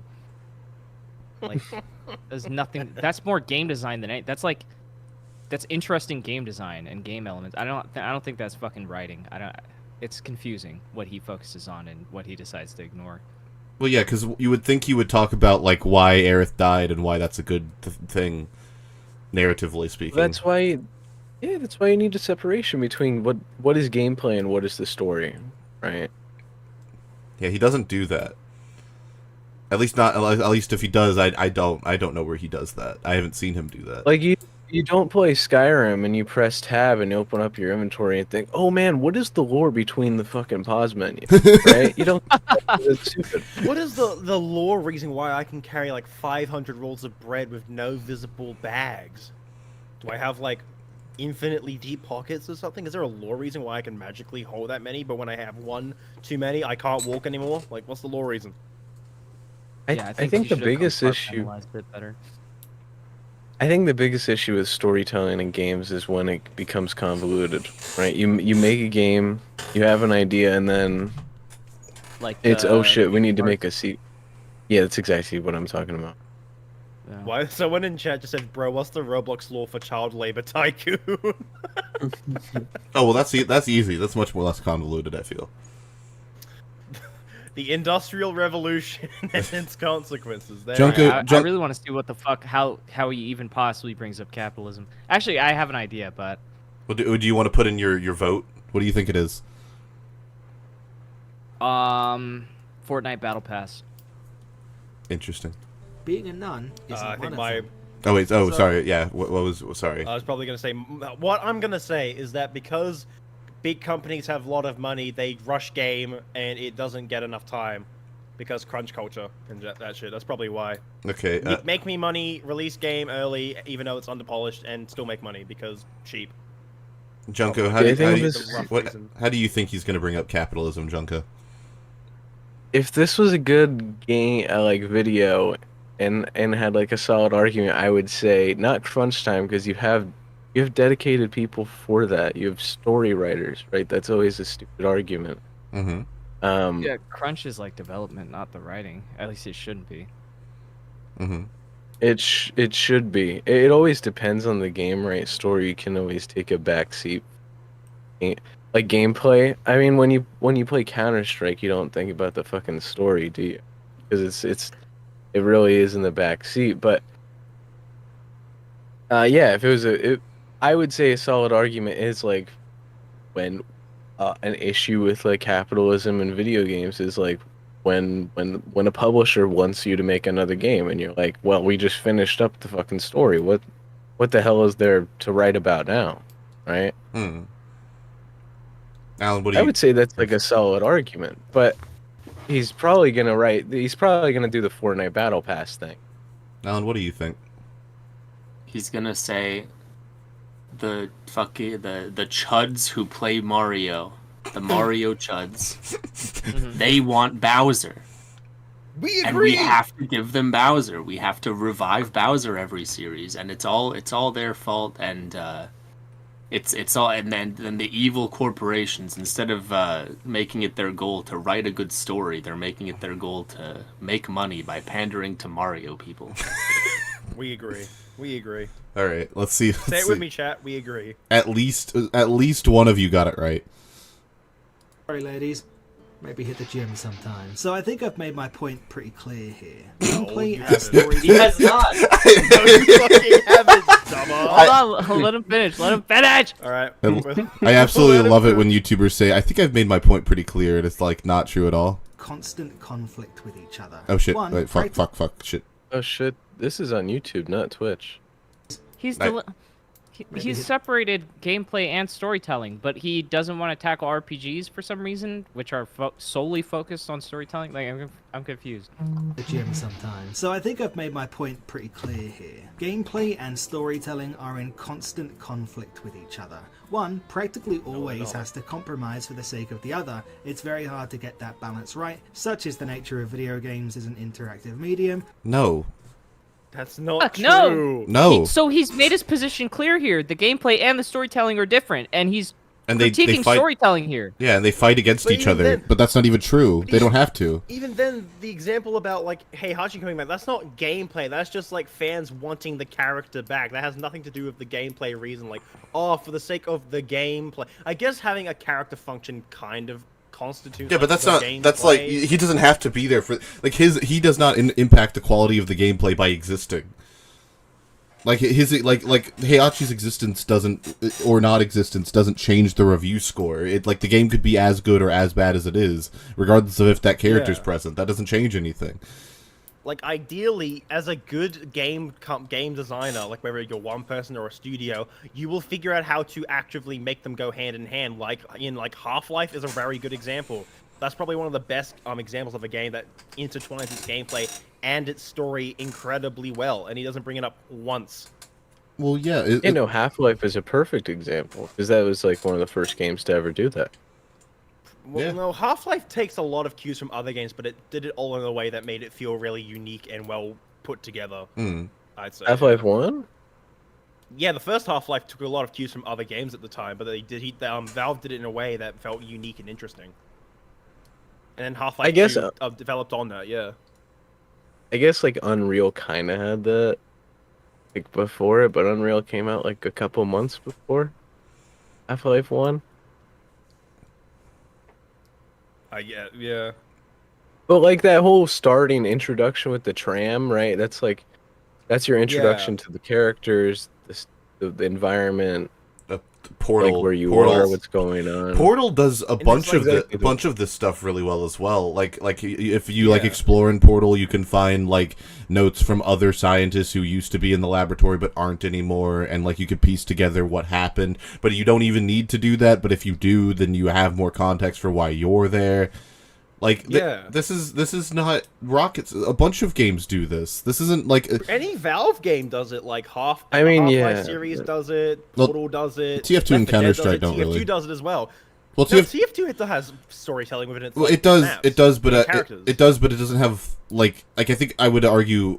A narrative. Yeah, it doesn't really have a narrative per se. It It has has a setting, but it's still writing with Yeah. world building is still like a writing. Is he just talking about narrative writing, like a narrative like beginning, Like middle, the and end, plot? or was he talking about just yeah. like a plot writing? Also, If he is, also then- wait a then second. he wasn't specific. I assume he's doing this consciously, that's- but he's showing Majora's Mask on screen while he says this, which is like the opposite example.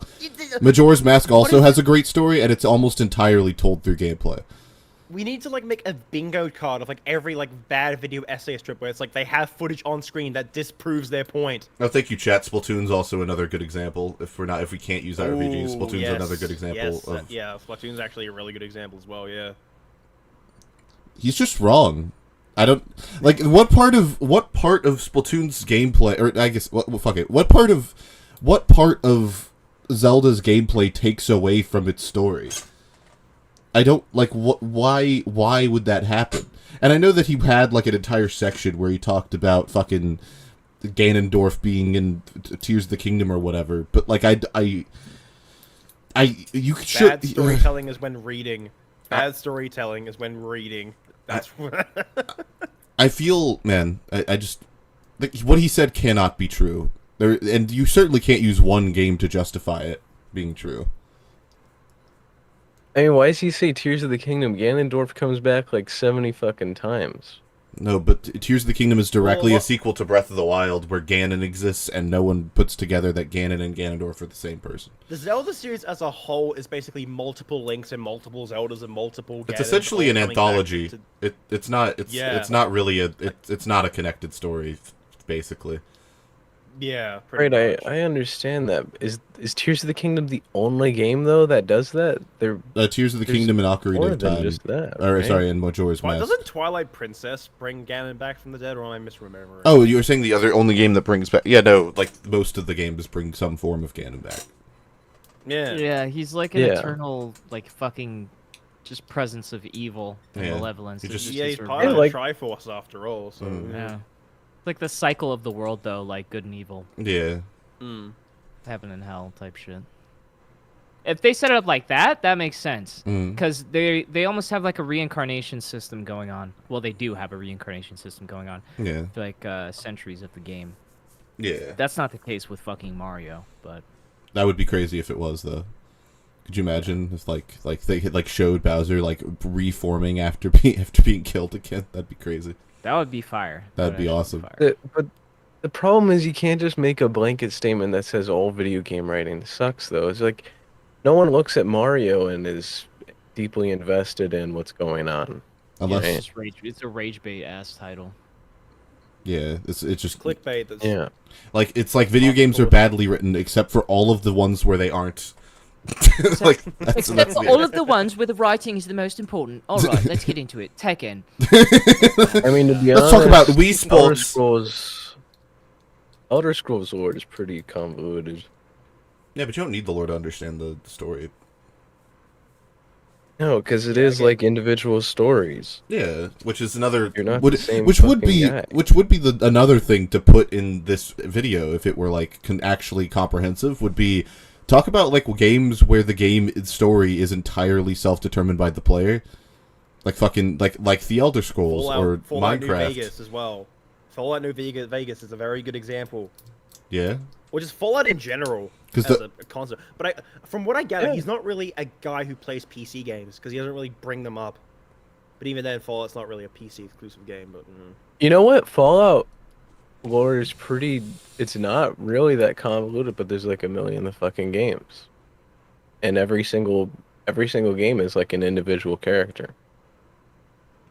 yeah, Yet there's still like recurring themes and everything. Fallout does a pretty damn good job. Mm.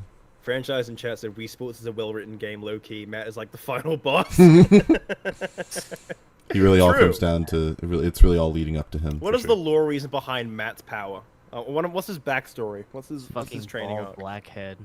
Yeah, he's He's he's about a like, complexion. no, it's like Yeah. it's solar. He like is shiny. It just like attracts Solar solar panel. energy. Yeah, it just attracts solar energy. It powers up his muscles. That's what happens.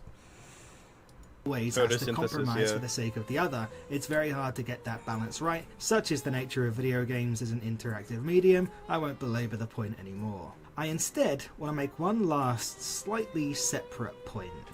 There is one more crucial intangible that explains why video game writing is the way it is.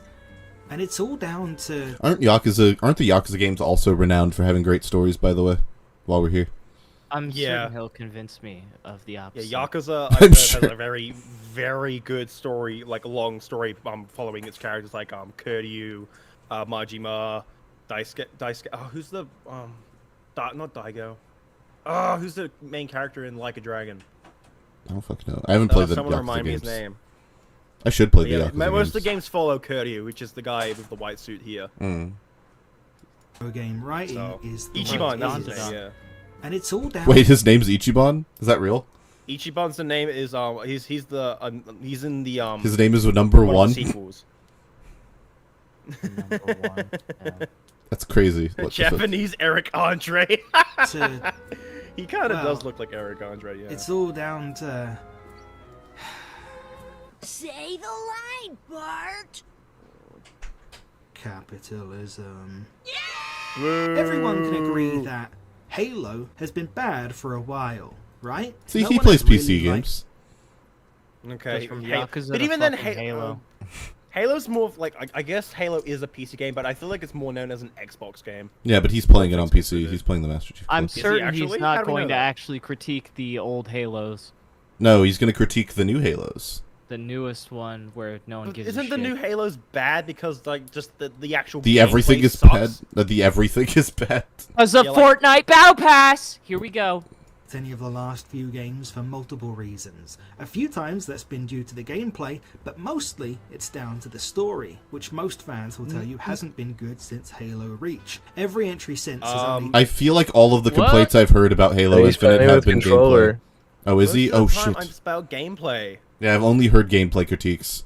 Yeah, and most of the complaints about like Halo Infinite is about the fact that like match XP was something they had to beta test, and a lot of things are locked behind a battle pass. Like being red is like $15. Like what the fuck? He What? just said the story was good though in Reach, so he kind of just defeated his own point. But I mean, I think I've heard people say that Halo's 1, 2, 3, and Reach are the only times the story was good, and after that it sucked. I think that's what people say about Halo, from what I've That's heard. like fucking It 4 is. games though. That's pretty good. That's a pretty good For a track series. record, yeah. It's 4 out of 7, I guess. When did Counting Halo Wars? but it was 343 was Halo 4 when 343 took over? Yes. But Bungie was probably Bungie, why. or no, it might have been Reach. I don't remember, but Bungie was 1, 2, and 3. I know that. Hey, that's a solid argument against capitalism, is you take the original designers and they stop doing it and have someone new take over because the publisher wants a new game. But But are we it's just not gonna you're ignore not the gonna whole, see like, that, the though. indie I games don't that have think like he's gonna make shit that point. stories? I also And all the indie. What about indie games? Like, I don't think money is a factor of whether or not a story is good or not. You don't need to be like the richest man in the world to write a good story. That's crazy. Jaunty, that's a crazy idea that you just. What do you mean you don't? There's no. What do you mean there's literally zero financial impact on how good your writing is? Like, dude, there is No, an indie that's game. not true. What? Like, seriously. For example, again, I'm gonna bring this up again. Goodbye Volcano High is a game that was funded by the Canadian government by like $1 million, and that game's writing is terrible. Meanwhile, its parody game that had like not a dime spent on it had infinitely better writing. Well, we don't even have to go there. We could just point at modern Marvel movies and just call it a day. Billions of dollars like can't the write a first good Iron movie. Man, very good writing. Now all of a sudden it's just cameo slop. That's all it is now. Like Mhm. thing I recognize and I clap, and that's it. Mm-hmm. Yeah, The thing is, yeah. you're right. You can't throw money at a game and just get it, to be good. Mhm. Obviously, I mean, look at Star Citizen. That shit's still not done, and I bet you're what, really sad about it. 500, 600, 700 million dollars Mm-hmm. or something. But money definitely helps because you can hire people on to get the scope of a project right. Sure. It definitely helps. Yeah, sure. But There's definitely a cap out. You can't just spend $1 million and get the best story of all time. well, no. When I say there's no financial impact on the writing, what I mean is, if you are writing a story, right? Like you sit down at your computer. Aside from the existence of the computer, you cannot buy anything that will make your writing better. Whereas, like with You could buy a team of writers. you could buy other people to write your story for you. Sure. Like another example would that's probably suppose. be like Concord. We all know Concord, right? Yeah. Game that was like what $400 million and it like died in 2 weeks. I don't think it has A lot story, of though. money. For its time. It did have a story, and even then, from what I've heard the story was like pretty bad. No way. And then you have I don't know. Undertale. Like Undertale, I've heard that I don't know about Good you, but I things. think Undertale has some pretty good storytelling. I've heard it. And it's that pretty game good, is like yeah. and it's whole Undertale's indie very game. narrative focused. Yeah, it's an Oh, RPG. yeah, it's an RPG. It doesn't It's count. an RPG. It That's does right, not it's an count. RPG. Throw I it want to out. see what Doesn't he has to say count. about Halo, because we just kind of assumed what his point was, but I want to hear what he has to say about Halo. Mm. Also, like to point out like the bunny ears on the fucking character in front of us, Oh yeah, all the cosmetics and shit. and the chains. bad. Ugh, why do weapon charms exist? They're It's horrible. been bad for a while, right? No one has really liked any Gonna of be the back last in a few moment. games for multiple reasons. A few times that's been due to the gameplay, but mostly it's down to the story, which most fans will tell you hasn't been good since Halo Reach. Every entry since has only tanked Halo's reputation as a franchise and soured it in the memories of fans. At this point, I think a lot of the fans would tell you they wish the series hadn't continued past Halo Reach, or maybe even Halo 3. And this is where I think video games like Halo and like many others would do well to borrow a trick from books and movies. You see, books and movies do this really neat thing where they end. But the thing about successful IP and No, Are we just no. gonna ignore the entire no, Marvel no. Cinematic Universe? Dipshit. that shit. I'm gonna gets go get fucking water while I recycled let you say this shit. religiously. I don't even need to say What? anything. I'm gonna go get water. What is he talking Like about? seriously, any successful movie is bound to get a fucking sequel, and then like look at Terminator. He's Terminator 1 literally and showing 2. Kong. He's showing Kong. There's like a new fucking King Kong movie every other year. He just had King Kong with Godzilla. They got King Kong in fucking Fortnite. Like, what are you talking about? The IPs He's get recycled actually all the like, time. Alien is another example. That had one movie, and then the sequel came out, and then ever since it's just been getting worse and worse and worse. Like we're gonna get like 10 more Alien films within the next 20 years. I'm calling it now. Yeah, don't get me started on Fast and Furious and fucking Transformers. And same with TV shows and even book series, like Diary of a Fucking Wimpy Kid. That book series It's still will going. not fucking end. It's still going. Yeah. Like this is just not in video. Dude. This is not a video game thing, and it seems ridiculous that he's making this point about video games specifically. He's just wrong. He's just If absolutely wrong. anything, because of the high production value that goes into making games, games are more likely to have completed stories than like other mediums are. Just deadlines with publishers. Yeah, it is. This probably happens less with video games than it does with books and movies. Like his Halo example is one of the only ones I can think of, because most of the other games that have franchises don't have completed stories that go from franchise to franchise. Like, if we're gonna bar indie games as a whole, there are still plenty of AAA games that are self-contained and have like a succinct story. GTA. Like, what the fuck? True. I think as well. Isn't Metal Gear technically finished now?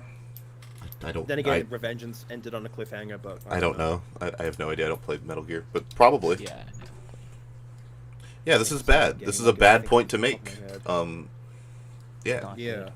Franchises is that they can't end because there's always money to be made. Microsoft could release a totally dog-ass, nonsensical Halo game. Okay, before he starts talking about Halo Infinite, I just want to say, you could make like an Infinite series that doesn't have anything to do with the previous entries. So, like, you could have, like the Call of Duty games are all, as far as I'm aware, I haven't like played the story in any of them, but I assume that all of them are all of the campaigns are self-contained for the most part. They're not like sequels. They lead one into the other. Sometimes it depends on the game. Like, if it's a series like Call of Duty Black Ops and like 1, 2, and 3, they usually continue from one to the other. Okay, different example. Just The Legend of Zelda. You can have a series of games where each of the games is self-contained. Yeah, it's an anthology series where they don't have to have any impact on the others, and that has nothing to do with capitalism. That's entirely on how good is the writer at writing a competent thing. Like, if we want to talk about something other than video games, like there's like One Piece. Like, One Piece has been one consecutive story that's still going, but Oda has been introducing new ideas to the story, and then you compare that to another really long-running series like JoJo's Bizarre Adventure, where there's and it's also an anthology series. So like you start off with like Jonathan Joestar. Oh, here we fucking are about JoJo. Hey, but it's a good example. Let me speak my truth, but like that's an anthology series. That's why you have part 1, 2, 3, 4, 5, 6, 7, 8, and part 9 we're on right now. It's all self-contained stories, but they all kind of loosely connect to each other in world building. But like you can read them out of order and still like enjoy the stories on their own. Like you can watch part 5 by itself and still understand what's going on. You don't have to watch from parts 1 to 9. It's recommended, but it's not necessary. You can still understand what's going on in part 5 without watching the whole thing. That's what I like about it. Yeah. Also, a franchise, he's not correct at all. He is correct that this happens, that publishers are like, we need another game, and then they just keep pushing out slop forever. But in regards to writing specifically, this is bad. This does not have anything to do. You can write things. You can write good stories with past games having existed. It's not even particularly more difficult than writing its own story. There are trade-offs, pros and cons to both. This is a bad example. This is bad. This is bad. Also, Halloween, like any horror franchise, like Halloween, yeah, Friday they're the 13th, Nightmare on Elm Street, I think, also had a lot of sequels.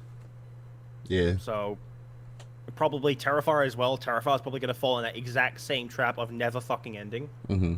Because there's money to be had. I don't disagree, but it's not exactly just a game thing. It's also not a writing thing. It has nothing to do with writing. Yeah. Writing is probably the least like affected toys. thing by the money cycle. Corporate. Yeah. Like, why doesn't Lego just stop making toys, guys? Why doesn't Lego just stop making Lego sets? Come on. And satisfy longtime fans in terms of gameplay, much less story, and it will still sell gangbusters. Oh, sorry. made a mistake with my script there. Microsoft have released a totally dog-ass, nonsensical Halo game that doesn't even satisfy long-time fans in terms of gameplay, much less story, and it still sold gangbusters. There are now many billion-dollar corporations out. I can't resist anymore. The editing of this video makes me want to cry. What do you mean? I mean, You put gameplay on screen. Gameplay contradicts point often because whatever point he's making, the game itself that he has on screen disproves the point.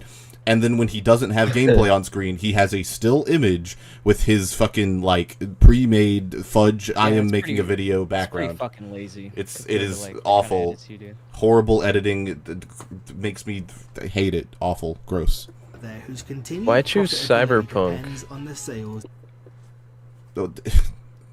Cyberpunk isn't even a franchise. That game had like it sold a fuck ton because it had a lot of hype behind it, not because it was a franchise.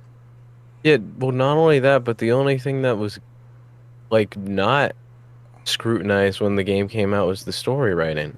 Yeah, As far as I know, but that's because even that, well, people didn't really talk about it because the glaring bugs and issues the game had were way more Yeah, that was more like a obvious. crunch thing because they kept on to move back the deadline, and then everyone was like joking about that. Yeah, but now Cyberpunk's story isn't even made for the fucking game. It's based off a tabletop game. is it actually? I believe Yeah. so. Huh. But even still, see, the thing is, I feel like writing a good story first is important because you can easily patch out bugs and stuff in the game. You can't patch a story. Well, yeah, that's one of the As far as I know. No one's tried to. Yeah. Well, no, that's one of the That's one of the cons to the pros of the like writing a story for a video game specifically. That would be one of the things I would put in this video if I were making it. Probably would be the idea that like you have to write it. It's just there. You can't do it like other I parts think of the games. only game that I think in recent memory has tried to patch the story was like Hunt Down the Freeman. That doesn't count. What do you? It doesn't count. That's not a real. That doesn't exist as far as I'm aware. Hunt Down the Freeman's not a real production. Yeah, no, the Pyrocynical's in You it. fucked up my face. Such a stupid game. Of video games, and we've seen time and time again that big video game series, once they break through to the mainstream, become so entrenched that it's practically impossible for them to not make money. Yeah, this is a horrible example because it's a standalone game. Why the fuck is this on screen? Yeah, I don't know. I Because think he's CD just running out Projekt of Red, B-roll. I guess. Because He's running out of B-roll, and he needs to make money this week with an upload. Hey, just take. Capitalism. Just use whatever. Money. No. So I ask Also, you, No Man's when Sky. will Like No Man's Sky was like a new game that had no like industry backing. Well, it had. don't think it has a had a story. lot of hype behind it. It's like Skyrim though. though. I'm trying to keep it writing focused because I agree, but it's not related to this. Halo end? When will Pokemon end? Pokemon stories are all self-contained. And it's an anthology. They It's have like some of the Pokemon stories are good, some of them are bad, independent of the fact that they keep Oh, going. you're right. This editing Also- is pretty rough. Yeah. That's Also, not. spin-offs. That was not good. A popular video game franchise that has existed long enough to be farted out. Oh my once every god! 3 Look at the years to turn a different profit, speeds that they go across the screen. That's rather than be given awesome. the time and use to You didn't even process set they the actually keyframes are. right. We've just And- gone past even critiquing writing The at answer- this point. Yeah, he's just saying like, wow, video games never end. The franchise is Wow, continuing. this Right. franchise Not is really lasting a while. thing. Okay, I couldn't- and I didn't It's hear what like- he said before. Hang on. Oh, sorry. I'll drag it back. For the record, this is kind of what Junko said. He would say, but like the worst possible version of the argument. Pokemon end? When will any popular video game franchise that has existed long enough Well, I to mean, be really, farted how out you once every 3 you years to turn a circumvent profit that rather than issue is be you just given the make a time new and use to story in the process same it? universe. But that's what we're all. That's what Pokemon does. But he's like, well, when will Pokemon end? Like it matters. Like it has anything to do with the writing of Pokemon because it's not a self-contained. It's not like a story, a book with chapters, and each game is a chapter. They're all It's an anthology series. yeah, certainly that could contribute to a worse story, but he's not actually Well- pointing out like Why or solid how? examples. He's just saying these franchises last a while. Mm-hmm. Well, I know he's already broken down Pokemon before, but not fucking Assassin's Creed Shadows. Like, you can't just throw that on screen and expect me to nod my fucking head and clap. Mm. Pokemon end? When will any popular video game franchise that has existed long enough to be farted out once every 3 years to turn a profit rather than be given the time it needs to cook so as to create actually good art end?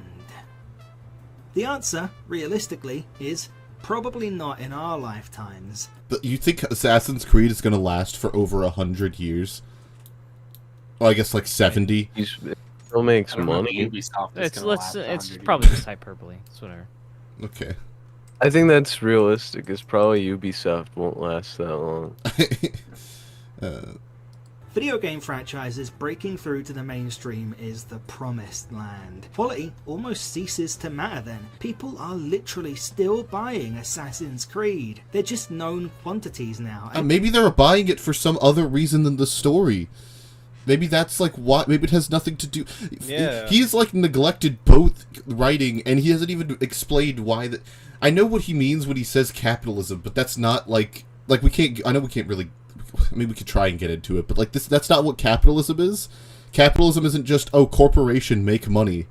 Like that's not that we can't just throw it all under the fucking umbrella of capitalism and call it a day. It's a lazy critique because he knows most people will probably just. It's a cop agree. out.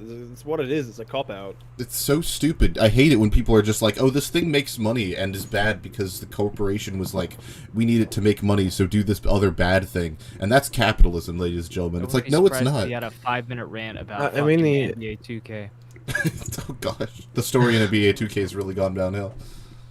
The main issue with this is, like, if you want to make an argument against capitalism, that's fine, but you can't just make a blanket statement on, say, all games are badly written, or this is the exact reason as to why. You can't just point the finger to one issue, because video games are made by different people every single time, right?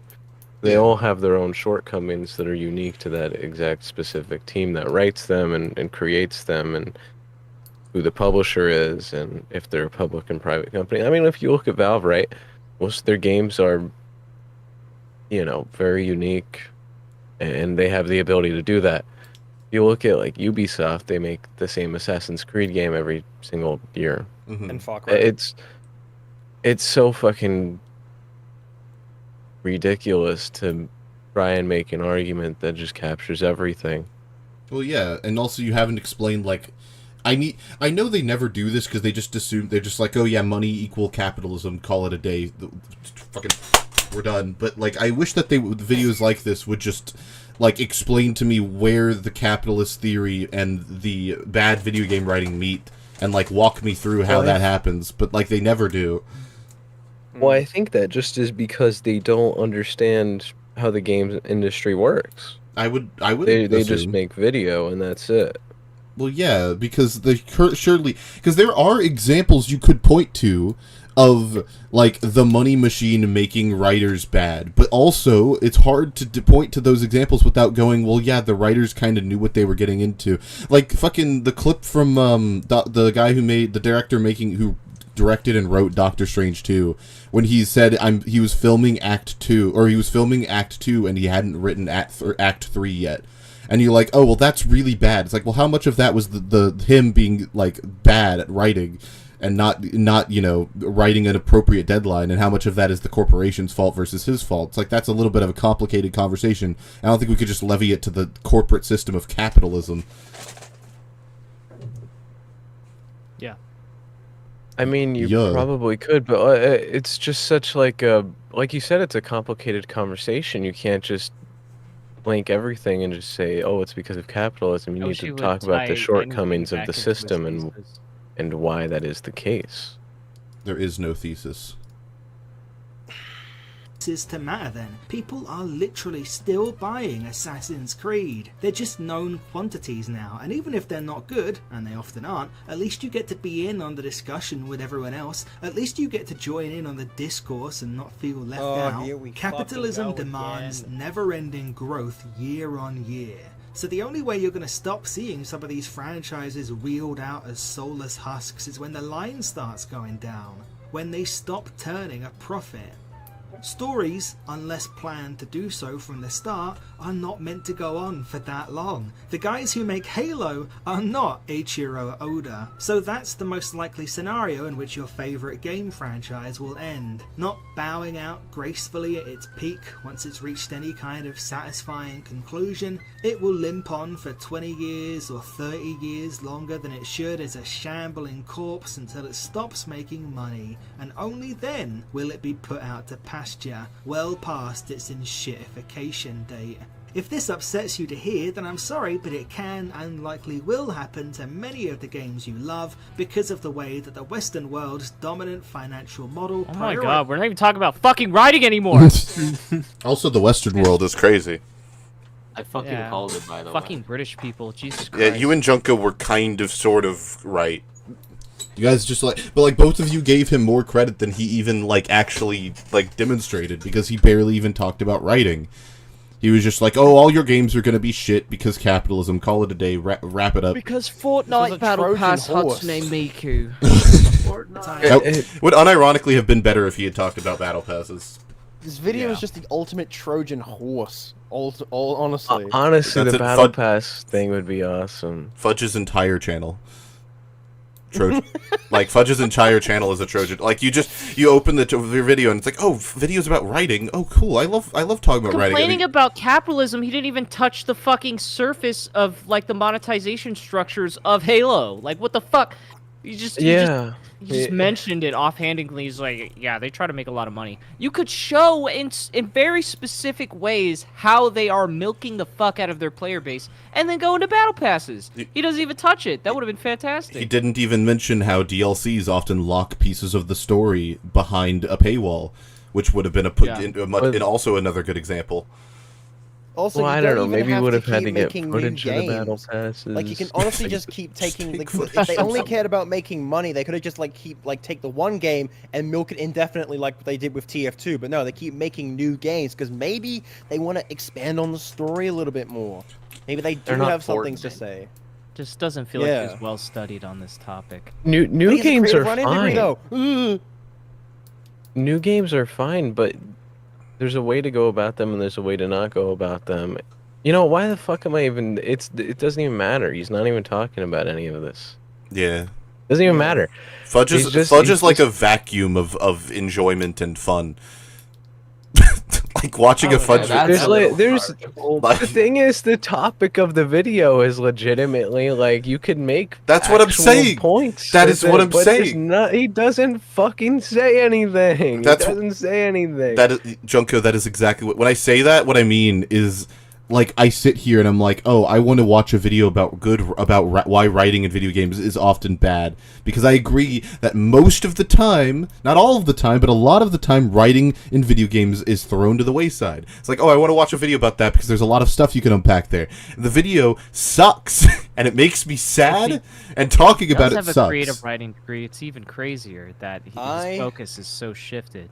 I am so happy that we're not covering the entire fucking hour of this video because, my god. This video is an hour? Yes. We're only covering 15 20 to minutes, 20 minutes 20 of minutes the of entire it. thing. Well, guys, maybe he goes into great detail as to the system of capitalism in the games industry and He does not. Junko, he does not mention capitalism until what you've seen just now.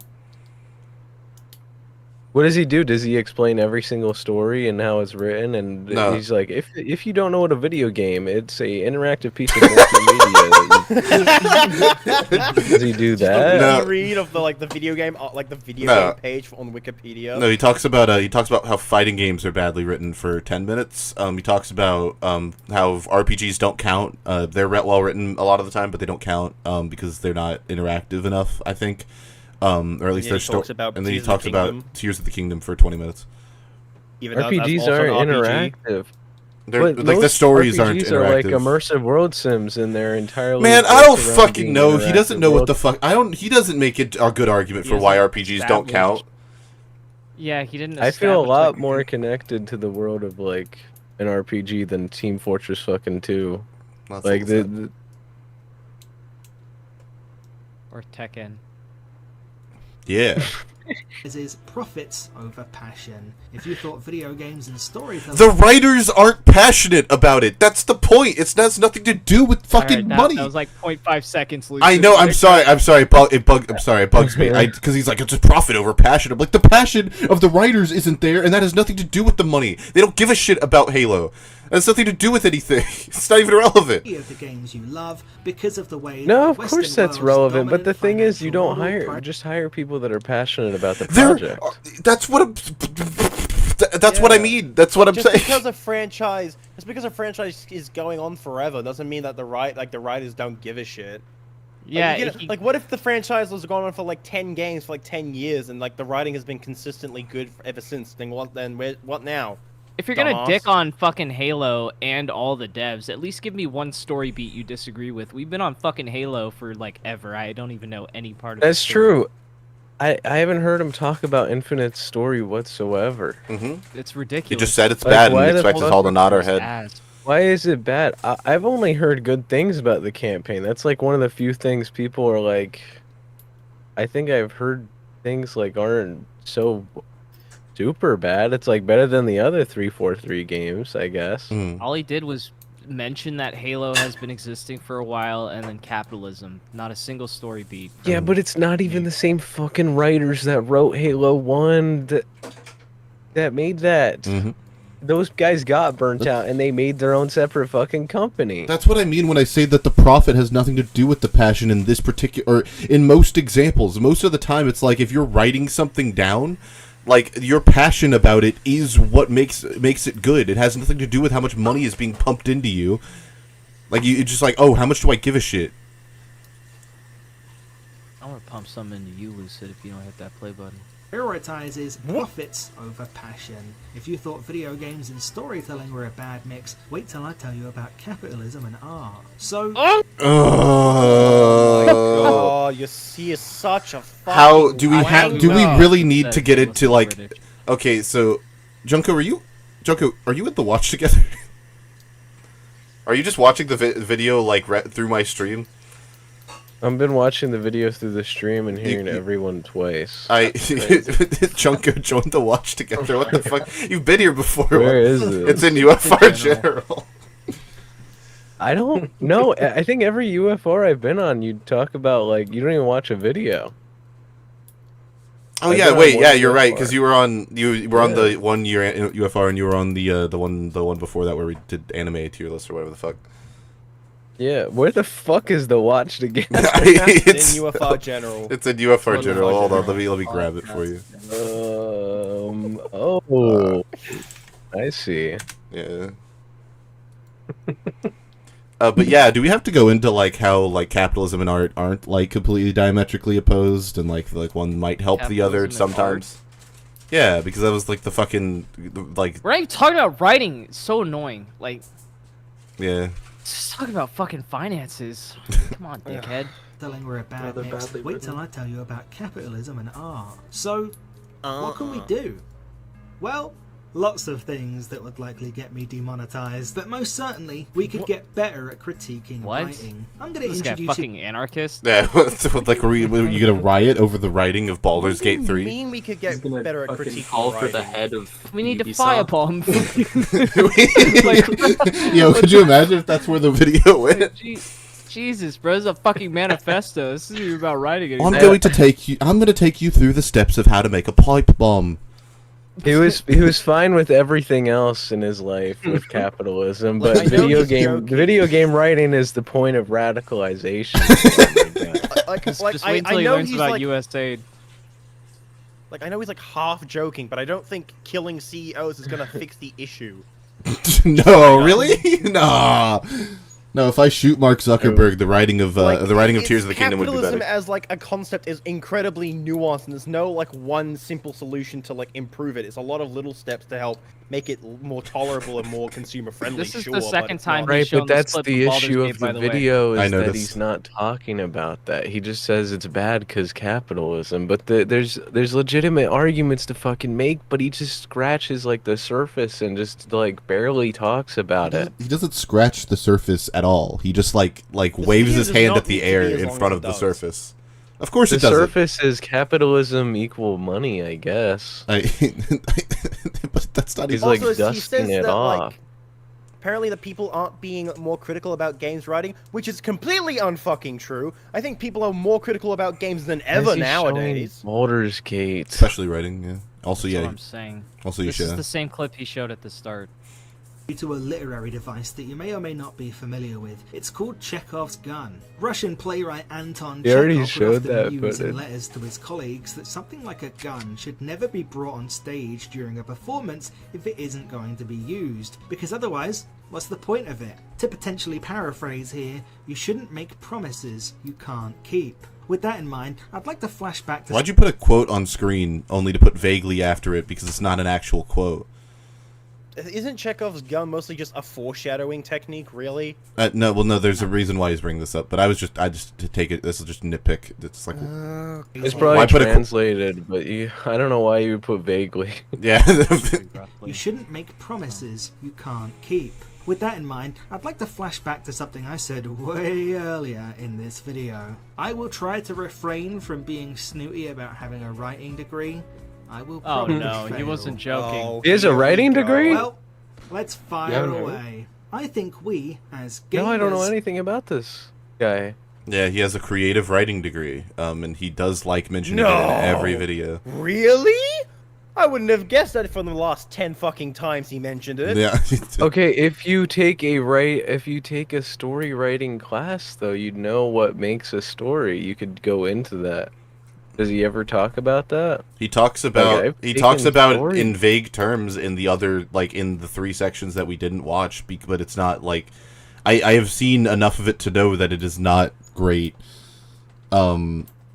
Like the level of depth. Yeah, like when I tell you that the 10 minutes of fighting games is basically summed up as there's a bunch of fighting games, here's a bunch of examples, and they all suffer because it's really hard to write a scenario where fighting game characters all have a reason to fight each other. And it's incredibly long-winded and slow-paced and not in like a good, like, well-researched way where everything adds up. It's often a lot of repeating himself. Yeah. Also, Tears Yeah, of the but Kingdom nobody taught. Tears of the Kingdom is bad It's such a- because Zelda doesn't put together that Calamity Ganon and Ganondorf have anything to do with each other, which is, like, fair. But, like, you spent 20 minutes on that one example, and why? For what? But it's once again just like you need to differentiate between gameplay and storytelling. Like, no, if I'm playing Team Fortress 2, right, I'm not looking at the scout that has the same model and think, oh, they're clones of each other, right? I'm thinking, no, the gameplay that they're the same exact model. Yeah. Talk about ludonarrative dissonance. That's the great term. I need to see how he's gonna self-fillet here. I will probably fail.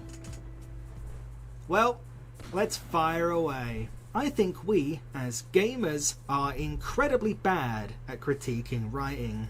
And I guess this Why should is he be a- why is he Speak for showing yourself, Disco dude. Elysium and like The Witcher? Why is he showing like entirely story-focused games that He's don't not have- going to talk about that that are, are like, all good. crazy? Badly written. Yeah. We'll not talk about them. No. Most of us don't come They're- from writing or creative backgrounds. I've realised this more and more as time goes on, but I think I really underestimated the extent to which this was true for a long time. I think most people are bad at critiquing writing.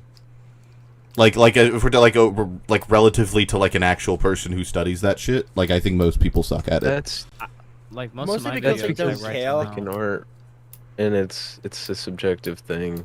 Because It's hard to let's like be critique some. let's be perfectly honest.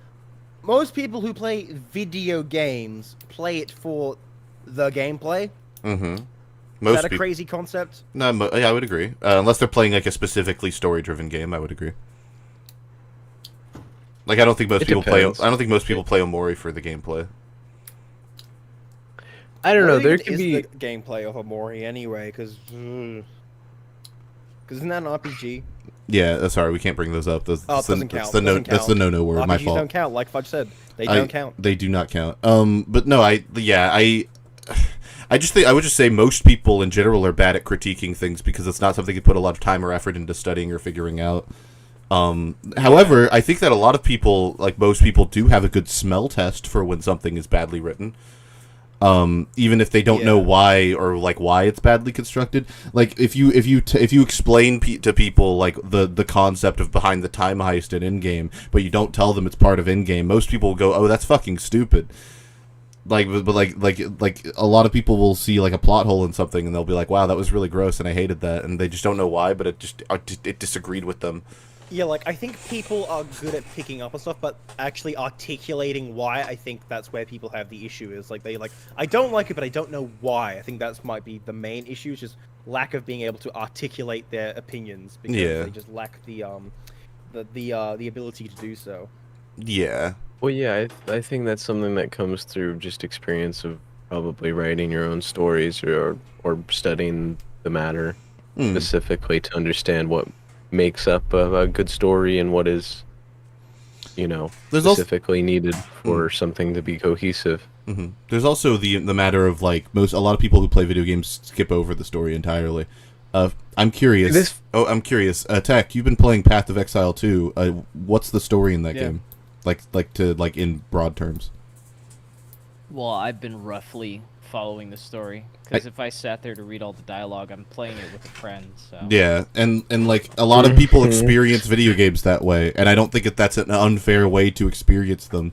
If I was playing it solo, I would be reading all the dialogue, but we gotta go and do like extra shit and fucking manage all our. Yeah, I know what you mean. Like if I played like World of Warcraft for 2 months, right? If I sat there reading every single quest dialogue, it'd be like 20 levels behind. I'd be like way behind. Yeah, you just when I can't play MMOs. I don't fucking read every single quest. I'm gonna go get. Yeah, you can't. Yeah. And that doesn't.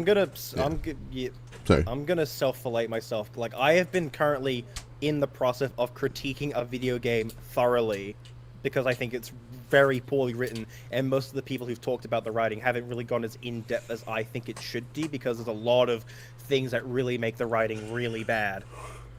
And Lucid, you know the game I'm talking about, so I won't go into it much, but like, yeah, of course. Yeah, it's still a work in progress. I do really want to get this video done. I just need to find the time to like properly write the script down, because at the moment I'm really just getting film clips to like have as like in between the gameplay, like how Mola does it, because so yeah, work in progress, but there's a lot to talk about, and I haven't even written the script. There's a lot to talk about, so stay tuned. Yeah, but yeah. Is because lots of us don't come from writing or creative backgrounds. I've realised this more and more as time goes on, but I think I really underestimated the extent to which this was true for a long time. I will never forget how insane I felt when I first saw this. Wonderful creatures. And hey, if I'm missing any tedious repetition, I can always get back into breeding. That's a crazy sentence out of context, IGN reviewer. I can always get back into what? Breeding. What? Oh.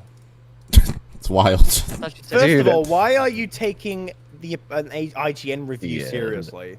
Also, I don't think IGN has been notorious for having terrible reviews. I doubt they finished the game. I doubt that they even that any of this has to do with the story. So, I don't care.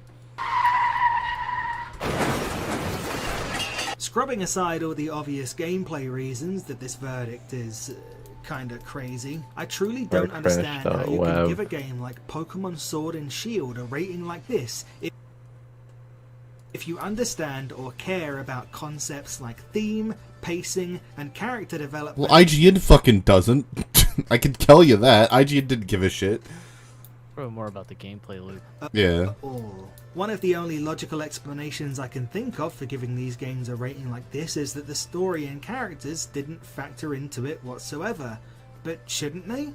Don't they matter? And by the way, I want to be clear that this isn't some dumb anti-reviewer, anti-journalist, can't spell ignorant with their IGN bullshit, okay? Reviewers are under insane crunch and deadlines to get... Well, then why'd you even bring it up? You're like, oh yeah, this review is shit, but also, it's fine that it's shit, so who gives a shit? Who gives a shit? Let me shield...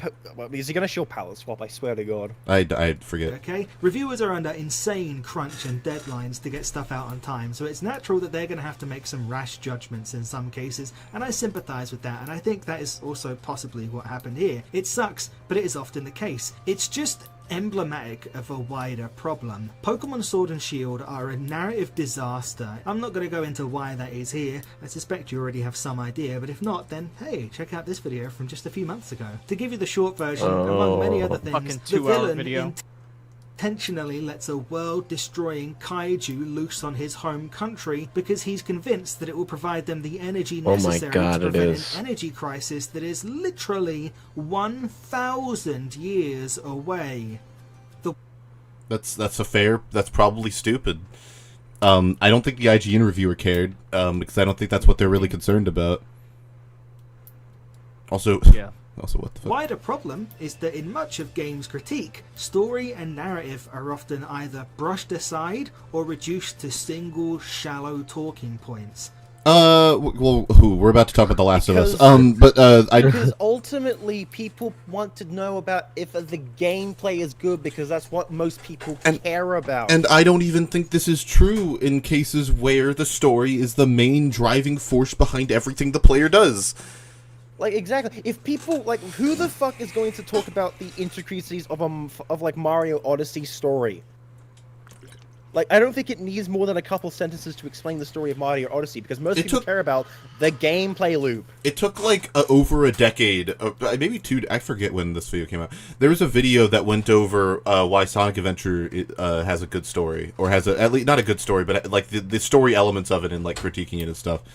And that video came out like 18 years after the game came out, and I imagine the reason for that is because Sonic Adventure's story isn't really important to most people, because the game is about the blue hedgehog who run fast.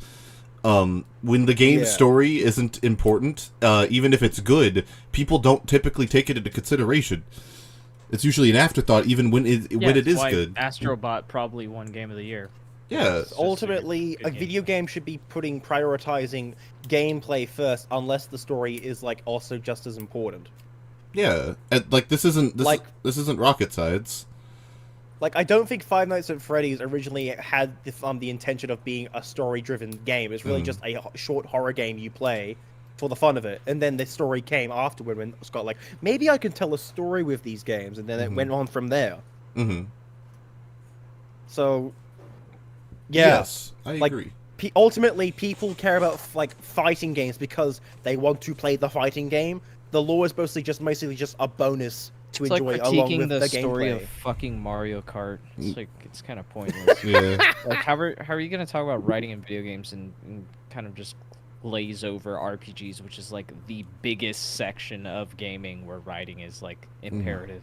Yeah, so like games like Dark Souls, I think that game gets its story critique just as much as the gameplay. Clearly, Maybe he knows slightly of less. these games. He keeps using them as fucking B-roll footage, but he's not going to talk about it. No, I'm going to talk about shooters. I'm going to talk about fucking golf. Like, what? Even shooters have Story campaigns that of have golf. dedicated stories, and people criticize like the Call of Duty campaigns writing all the time. That's true. You do Like, hear that a lot. he's just and also wrong Halo. again. And also Halo. Halo's another example. I recognize that strongly. Oh, sorry. Yeah. Yeah, Junko? I mean, the issue with the video is that he doesn't really list any example. I mean, what did he say about Pokemon? He just bitched about an IGN review. He didn't even talk about what. Well, he Well, he talked talked about about main the villain having energy done, like, thing. The main villain's plan is bad, which is probably true. But that's not even like what you could point at as to be like. I don't know. I mean, you can't even really. I mean, I don't know. I haven't played the game, but you can't just say like the story writing sucks because a villain's idea is bad or something as well. It was the only thing he said about it. Like, he doesn't go in depth about these problems, which is the problem for me. Well, yeah, because What there's the a fuck does he world. talk about for 50 minutes? There's a world where this Pokemon Sword and Shield example isn't bad. Like, hypothetically, because he said like, oh, a guy unleashes a cataclysm onto Earth because he's worried about a energy crisis that'll happen in 1,000 years. You could just make it where the character is thinking really far ahead, or they're hyper paranoid, or like a family member died and told them that they need to fix it. And It's not inherently bad. yeah, there's a way where you could write it to where it's good. Like, yeah. Yeah. But like, you didn't Also, go over most any of of I that. mean, of so. course. Most of the time, people criticize Pokemon as a franchise because it's gotten very stale. Like, it's repetitive. It's the same game over and over again, with the story being a bit more and more like absurd. Which, sure, like the games have been pretty stale because ultimately, it's basically like, you're a kid, you want to catch Pokemon, you want to be the best in the world. You get to the Elite Four and then win. That's pretty much, that was the entire story of the original games, pretty much. And then they just got more and more absurd stories from there on out. Like in Ruby and Sapphire, like, oh, I want to flood the world. Like, what? Yeah. Like, Pokemon's always had pretty stupid plots. Like, Yeah, but it's why a is fucking Sword and big Shield the game. one where people are criticizing it now? Like, as if like Sapphire's plot about flooding the Earth isn't stupid as well. Like, huh? Well, yeah, His story the villain's stupid plan. and be well written. Yeah, the story. Well, stupid wouldn't be the. I'd use like hyperbolic or something, but I wouldn't say stupid. Yeah, hyperbolic, absurd. Because like I don't even think because like they give reasons for why the villains want to flood and or burn the earth. Absurdist writing isn't inherently bad. That's the Yeah. problem with this argument. Yeah. Yeah. Like, you need to go over like more, which I'm sure he does in his video, but like that. Yeah, what? Yeah, he has a there's 2-hour always. That in much of games critique, story and narrative are often either brushed aside or reduced to single, shallow talking points. I recognise that as strongly as I may feel about this, and as justified as I may believe I am in my opinions here, stuff like this is ultimately subjective. But I'm going to be real snooty here for a moment. I do not understand how anyone with any background in creative or even journalistic writing could not have seen Starfield for what it was in its first week. Its review scores, even as they tumbled into mediocrity after its release, baffle me. And I'm saying this taking all my many gameplay gripes with it aside. Its writing is immediately, thuddingly. But like a lot of games have I bad think- writing and aren't, or have bad writing and are good, so that would probably be are why. you just gonna ignore the fact that a lot of these journalists, like journal articles, are probably paid off by Bethesda? Yeah. Also, there's also yeah. Are we Also, gonna ignore that? yeah. Also, we can't really talk about. That's the I mean, capitalism. yeah. Like, we are just gonna if you ignore look on that, I YouTube, guess. That would be a like, good way right to now. tie in the capitalist. Then you're right, Tech. I can guarantee you that anyone on YouTube would have been saying that Starfield was a cash grab and that it was trash and that it was really shit. Like, it's just another shitty Bethesda game. It's just Bethesda game, but in space. Isn't like, that you an need 50 RPG, mods though? to run it, bro. This. Yeah, it's this- also an RPG. Yeah. It is Like, also he an need- RPG. You're he needs correct. to fucking make up his mind. Agreed. You talk about RPGs don't you're count. not gonna Here's a talk bunch of about- RPGs. This that RPG do sucks count, though. ass. Okay, I am gonna talk about it. I am going to bring it up. Oh my god. Gameplay gripes with it aside, its writing. I think is he's just upset people don't agree with him on His takes on video reviews games or writing. something. For a man who has like a creative writing degree, it surely isn't fucking showing at all. I don't know. He doesn't talk about the fucking games. He talks about the reviews for them, like mostly. Like I don't give a fuck about what IGN popular says about opinion. Starfield or Pokemon, Kotaku, man. yeah, fucking. I'm here to listen to you. Tell me about the specific elements that make it poorly written, nigga. You have a degree in it. immediately, stupid. thuddingly, nothing. Soulless, bland, uninteresting, and lacking in perspective at almost every turn. I think that is plain as day in the first 10 hours and does not In the first 10 hours is First crazy. 10 hours? Guys, the game you can really Only tell that took the me game's 10 bad. hours. Yes, you can really tell the game is bad if you spend 10 hours on it. Okay. Realistically, most people don't spend like more than 2 or 3 hours on a game before dropping it. Ultimately, I couldn't even spend like an hour on Starfield. I don't know. I just like 10 hours is a lot of wasn't time. interested. Yeah. The thing with Starfield is like I remember playing it and talking to friends, and they're like, yeah, the main sentiment is you have to play like past 12 hours and then it gets good. And then I just never played the game again. Yeah, Yeah, and when then, you like- make statements like that, you're supposed to say something like, "Oh, you could tell it's bad within the first 30 minutes." You're not supposed to say 10 hours. That's ridiculous. What? I just 10 felt like hours that- is That's a insane. really long amount of time to sit with a game. Yeah. Like, I kind of miss when AAA games used to be like, the whole meme back in the day, like Angry Joe's going 4 hours. But like, I miss games that were like short and sweet. Like maybe nowadays, since that That's kinda- games are like so fucking expensive and they have to be long, to get your money's worth. Well, I but, think like, I think that the indie scene kind of takes that like section and uses it. yeah. You don't really get AAA. Like, games how long doing is that. like? Hang on, let me look up on how much is like. I think Sonic that's kind of Mania true. at the Like moment? video games are really fucking long now.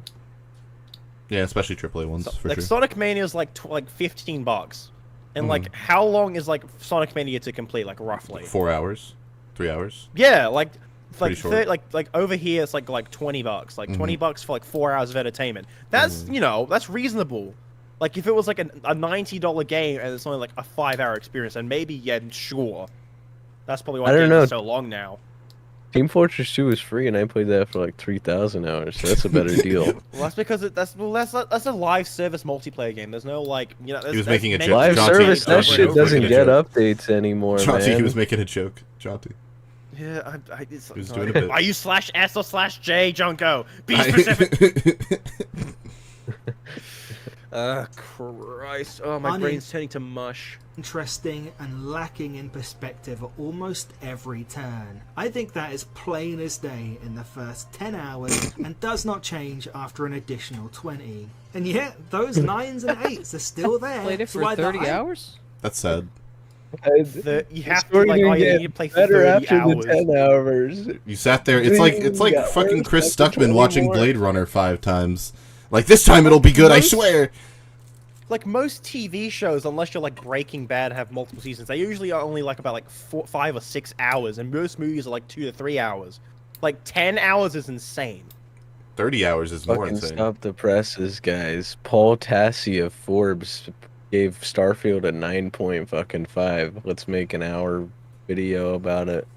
Yeah, we could really analyze Paul Tassi over here. I bet he has a really interesting history.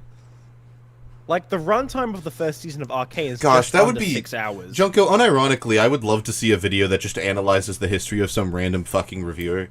That's not, assuming it was made by someone who's competent, that it could actually be really fucking interesting. I think he had too many ideas, but he didn't research any of them. He's just like, okay, I want to talk about capitalism, I want to talk about reviews, I want to talk about writing, and then he just doesn't dive it. That's crazy coming from a guy who made a fucking 2-hour video about Sword and Shield. You'd think he'd just pick one and then dive into that topic It as sounds if like he had any kind of knowledge on it. It feels like he wanted to make the fighting game writing is bad video, but then he was like, no, that's not marketable enough, so then he wanted to broaden it out to video games as a whole, and then he made the other 40 minutes of the video. Yeah, because it starts off just feeling like a fighting game video. Alan, what do you think? I mean, yeah, but then you just need to think, oh yeah, what does Alan think? What does Alan think? Alan? Alan? I'm a little lost in the sauce right now. Brilliant input from Alan, ladies and gentlemen. Alan, what do you think about give a round Jason? of applause. What do you think about Jason Faulkner's statement? When scoring Starfield, I considered that many of my issues with the game were totally subjective. However, the game does have technical and design issues that can't be ignored. I think he's probably right. And there you have it. You can I mean, yeah, he probably is. Recognize it has problems. It's running on a 20-year-old engine still, isn't it? Crazy. Most of Bethesda's games have had the same gameplay loop for like years, dude. It's not groundbreaking. It's just like, oh, it's in space now. That must mean it's different now. Which I don't know if that's completely true. Some of the older Bethesda games are a little different. I think ever since like Fallout 3, it's been relatively the same. I think he's lightweight quoting the Naked Jakey video on the subject. Yeah. Fallout 3 is probably an accurate thing to point towards. Maybe Fallout 4, I don't know. Minority, which, given the way the discussion on this game has changed since, I don't think I am, or we need 3 months with every game to call us... The IGN reviewer, wait, go back, hold on. The IGN reviewer misspelled Starfield. That's funny. Oh, wait, no, it's from Italy. Maybe it's called that in Italy. I don't know. You think incredibly? Oh no, the D is next to the. Never mind. No, the D is next to the S on the keyboard. Never mind. 3 months with every game to call a spade a spade, and struggle to identify bad writing when we see it. This is an RPG. It has to navigate very few of the troublesome pitfalls some of the gamier games we. So we did acknowledge it. Discussed earlier have to. Fuck this guy. Ironically. How many views does this have? This has 22,000. Okay, that makes sense. He brought up Mortal Kombat 9, but we didn't really watch that part of the video. But is it like what did he say about? He just says that they have a good way of making characters interact each other. He doesn't go in depth with it. And even then, a lot of the characters in Mortal Kombat 9 still fight for stupid, flimsy reasons. Subspace Emissary clears then. I think Subspace Emissary is What really actually good. is the like to dislike ratio of this video? I am curious. I don't think you could People know. usually don't go out of You their won't way be able to know. I have a I have a plugin that plugin. shows The plugin is a lie. that shit It lies does to not you. work. 1.5k to 100, so it's about like 0.5%, I guess. 1.5k likes for 22,000 view video. Bro fell off. See, this is the thing, right? People in chat are saying, who cares about... Or King Cruel in chat said, who the fuck cares about stories if the gameplay is good? I think that's a little sad. I believe Yeah. I believe Fudge would agree with me that that's a little sad that people do say that because there's a unique way that video games can tell stories that no other medium can through the nature of interactivity. But he doesn't talk about that. He doesn't go into that at all. It's so aggravating because that's like the thing you would I say. agree, but I feel like at the end of the day, in the fucking comments. Oh, God. I feel like at the end of the day, if the gameplay is, if the gameplay is good, then the story is whatever. I feel like more people are going to remember it fondly for the gameplay because that's ultimately what most people play video games for, unless the story is just as important to the game as the gameplay. Well, that's what I mean. So, I was saying it you're varies in importance. Well, your unless condition was I what I don't was know, I referring think- to. I think bad storytelling can be really... If it's like bad, Yeah. you'll notice. Cough the Last of Yeah, Us 2, like- cough. Yeah, but like if a game was writing is that bad, then it will be notable. Like unless they're like pretty much if the gameplay is like ultimately gameplay comes first. So unless the writing is really really good or really really bad, most people won't really pay attention to it that much. Yeah. So.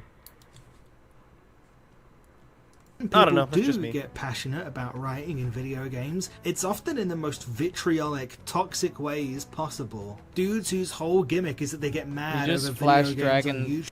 Dragon Guard the Veil. I don't even know the reference that he's making, so I didn't... Do you guys know the reference? I don't know. Did Yeah, people no, get I it? don't- I think I he's talking didn't about play like this guys like fucking game. like Political Irate statement. Gamer, AVGN. Well, no. Angry Jaunty, before that. Tech, what were you saying? Yeah. It has the misgendering scene in it. That's why people were Like, getting... What's the misgendering scene? Yeah, the scene in Dragon Age, the Veilguard, whatever the fuck it's called. They're sitting Oh. around talking, and then this one of the characters mentions they're non-binary, and then fucking also comes out to their parents as non-binary, and there's a misgendering scene, and also. Oh, it was like really controversial. Yeah, people thought it was stupid. I think it's pretty fucking stupid to do that in a fantasy setting, but whatever. Mm. Most vitriolic. What? They make their parents like bigoted? Well, I don't know if the parents have a bigoted response, but I think it's more like, oh, okay, we get it. Blah blah blah. I don't fucking know. That's just what it's about. That's what the controversy Yeah, I didn't know about any of that, so I didn't know what the fuck he was talking about here. It would have been a good thing to just throw on screen, probably. Like, give the people context for that. The actual scene. Junko? I don't know. I think that's like... I don't know. I don't know what the scene is. I don't know anything It's about it. Two different scenes. One scene where the character with the horns. You guys might have seen it on the timeline, but this character that's like purple bluish with like horns. Yeah, I know the character you're talking about. Yeah. vaguely. Comes out to their parents as non-binary, and then also one of their friends accidentally misgenders them, and then gets up and starts doing push-ups as like their penance or some shit. What? Did they do Yeah. push-ups? Yeah. In the fantasy setting? I guess they'd be That's good fucking regardless. funny. Yes. You would think that they would give them something other than push-ups to do, like something fantasy related. Yeah, like fucking. Cast 5 That's magic pretty spells. Drop 5 fire spells on each of your toes.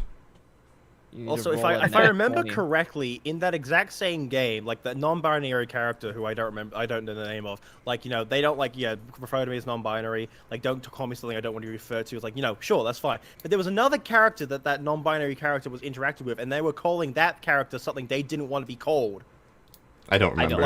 I've never played this game, so I have no idea. I don't know. I don't give a fuck. From what I about can tell, Dragon that that's Age. like a scene showing that like the NB character is like a massive hypocrite. Maybe. Like rules for thee and not for me. Like you have to refer to me as non-binary, but I'll call you whatever the fuck I want because. Like That could I or don't know. could not be the case. I'll I look have at no that later. idea. Correct me if I'm wrong, but from what I've seen, like the scene I've seen in question, then I don't know. I might be grifting. Bro, Like I have toxic no idea ways what you're possible. talking about. Dudes whose whole gimmick is that they Don't get worry mad about it. over video games on YouTube all the time, insisting that they're not screaming Okay, you bloody can't murder. you can't fucking talk down to these people. Your whole bit is being mad at video games right now. What the fuck? Also, Angry Joe does like things. Like Also, who the fuck watches his people anymore? Angry Joe is notorious for actually giving more positive reviews than he should. So you literally don't know anything about Angry Joe in order to say this. Angry in his Also, name. guys, like the Act Man also praised games multiple times. Yeah. Dudes whose whole gimmick is that they get mad over video games on YouTube all the time, The thing insisting is, that they're not we're not even talking about writing again. We're talking about people talking about games Talking again. about games. Well, he's saying people talking about the writing in games. I think. Dude, what maybe. the fuck is Angry Joe talking about The Last of Us 2? How old is this video? I This assume guy it was used from to work at 2019. Hard Drive. Is a clip from 10 years ago? What, the Fudge or the Angry Joe? Fudge. Yeah. This video Angry is just Joe. wrapped around to being mad about video essayists again. Yep. Or like, Yeah. it's just we've come full circle. It's like, oh, video essays on YouTube bad again. Like, we've just wrapped around. He's just mad at journalists again, I guess, if that's what he does. This guy is a fucking journalist. He worked for the Hard Drive. Yeah. Yeah, but Left he's- the hard yeah, drive but- and now he's in Palette Swap. Which he made, so. Yeah. Dudes whose whole gimmick is that they get mad over video games on YouTube all the time, insisting that they're not screaming bloody murder over The Last of Us Part 2 just because Joel died, and then failing to churn out practically any substantive, well thought out arguments as to why they hate the writing, except for the fact that Joel died. Okay, well, That's a pretty fucking pivotal point. The reason it's not the fact that Joel died, it's everything leading up to him. Who killed them? Why they killed them? He gets killed. First of all, he gets turned into a bitch before the fucking scene even happens, and then they make his death seem almost like They try to make his death seem justified in the most worthless way possible by just saying that the guy who killed him, Joel killed her family member at some point, and therefore everything she does is just justified, when in reality she's a piece of shit. But they try to make her seem it's so bad. It's not the fact that Joel dies, it's the execution of it. I fucking hate The Last of Us 2. It sucks. It's an awful game. Like everything after Horrible. the game, like the whole and then plot everything that leads to happens the after. end. They legitimately try to make it where Joel's death was like, oh no, this is what was supposed to happen. Like, what the fuck? It's not the fact that Joel died. He was probably going to die. That is not bad. The fact that they contextualized it horribly is what's bad about it. Yeah, also, like, I'm just gonna kill all these goons, like, Ellie, I'm gonna kill all these goons, but, like, Abby, nah, she I've has to learned live, my 'cause revenge lesson. is bad. I'm pretty sure I'm gonna kill a pregnant woman at some point. Yes. I don't remember. Yes! She murders dozens of people, both in and out of gameplay, and then she gets to Abby, the one person she has a reason to kill, and is like, nah. Also, And then, oh yeah, you can bite off my fingers, I won't kill you, though. Like, what? she can't play the fucking guitar anymore, but no, she doesn't, this is where she'll stop. Man, this is They're gonna make a game. part 3 at some point, I swear This they're is gonna where make the a I'm third British episode. and I have no rights comes in. This game sucks. What? Oh, they have no freedom, bro. It's so sad. If he shit on The Last of Us 2, he would be arrested by sundown. Holy shit. That's crazy. Yeah. I didn't know about that. Yeah, it's a fact. Look it up. Yeah, that's wild. I'll just take your word for it. I don't need to research. And then failing to churn out practically any substantive, well thought out arguments as to why they hate the writing, except for the fact that Joel died, or maybe lesbians make them really mad. There are many. You're just gonna. That's all of it. That's all the critique. That's everything everyone ever said about that game. Yep, it's apparently Neil everyone's Druckmann isn't a just- fucking dickhead at all. Yeah, no, it's just no, it's just we all made that up. PC, that none of that happened. Bravo, Vince. Reasons to criticize The Last of Us Part 2's writing, in my opinion, from cliche and muddled themes to potentially Zionist undertones in some What? How did we get here? How did we get here? What are you talking about fucking writing How at did we all? get here? Zionist bro. undertones. What is he even talking? What could he be referring? Are you see like the Fireflies? The Fireflies? Is he talking about the Jewish? What the fuck are we talking about Zion Williamson for? What the fuck Neil is happening? Druckmann is Jewish. I need alcohol. I need a drink. What the fuck? That came out of nowhere. By the way, Zesty said he's stuck at a wedding and is asking if the video's as bad as he thought it would be. Tell him Tell about him- the Zionist under. Tell him about Last of Us 2 Zionist undertones, please. Holy shit. It's so... What the fuck? You can't just say that and then move on like that's a normal thing you said about the game. Can we go back again? Because I want to see how he introduced the Zionism. And then they churn out practically any substantive, well-thought-out arguments as to why they hate the writing, except for the fact that Joel died, or maybe lesbians make them really mad. There are many compelling reasons to criticize The Last of Us Part 2's writing, in my opinion, from cliche and muddled themes to potentially Zionist undertones in some interpretations to some pacing. No, that's that just really- his own opinion. That's his own opinion. What the- Potentially Hear that interpretation. Potentially Zionist undertones in some interpretations. What? Like Like what messy fucking themes. interpretation? Hold on, I'm gonna Messy just themes, pull I it up. agree. But then you get to that other one, and it's just like, I'm gonna look this up because maybe he's referring to something I don't know about. Neil Druckmann is Jewish. That's well- what I'm. I don't know if he has a problem with Neil Druckmann, but or what the. You need to elaborate. You can't just say that. I need to know what the fuck he's talking about. A Vice has an article called "The Not So Hidden Israeli Politics of The Last of Us Part 2." Oh my God, this whole fucking huh? So apparently, When was that made? Zionist overtones. yeah, and apparently this journalist is I don't know. He's connecting the conflict between the two factions in The Last of Us to the Israeli-Palestine conflict. So Oh my apparently, Two factions. I haven't played it. it's the Fireflies and Of the course, other they're gonna one. have territory I forget. disputes. It's fucking post-apocalyptic zombie land. That's just warfare in general. Yeah. Like, hello? Oh, the Trying to WLF fact that and Israel just makes it seem like an indictment of fucking Neil Druckmann just because he's Jewish. sorry, it was That's the more- WLF. That was the other one. That's the "my friend is too woke" pipeline. That's crazy. I just can't. Lucy, didn't you say he was going to talk about, like, Sonic 06 at one point? I thought he was, and then he doesn't. I was wrong. Oh. I was fed misinformation by my chat. It's their fault. Oh, grifting.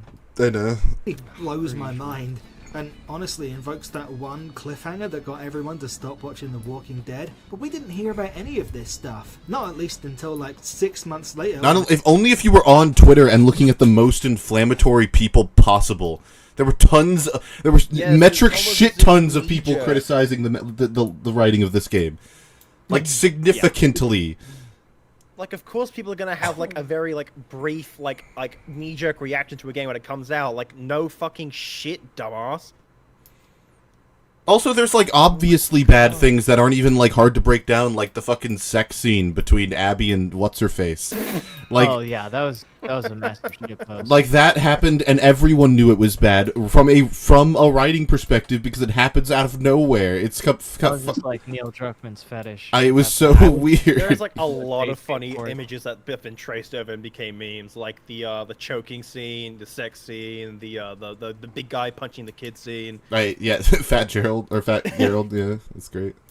Yeah, the Pacing guy with the that sunglasses, really yeah. blows my mind, and honestly invokes that one cliffhanger that got everyone to stop watching The Walking Dead. But we didn't hear about any of this stuff. Not at least until like 6 months later when the video essayist stepped in, because that would require an When the video essay. First of all, I thought you hated those Hero, people. fucking Avengers. the video essayist walk in the room and the Whatever, fucking no. Avengers theme plays.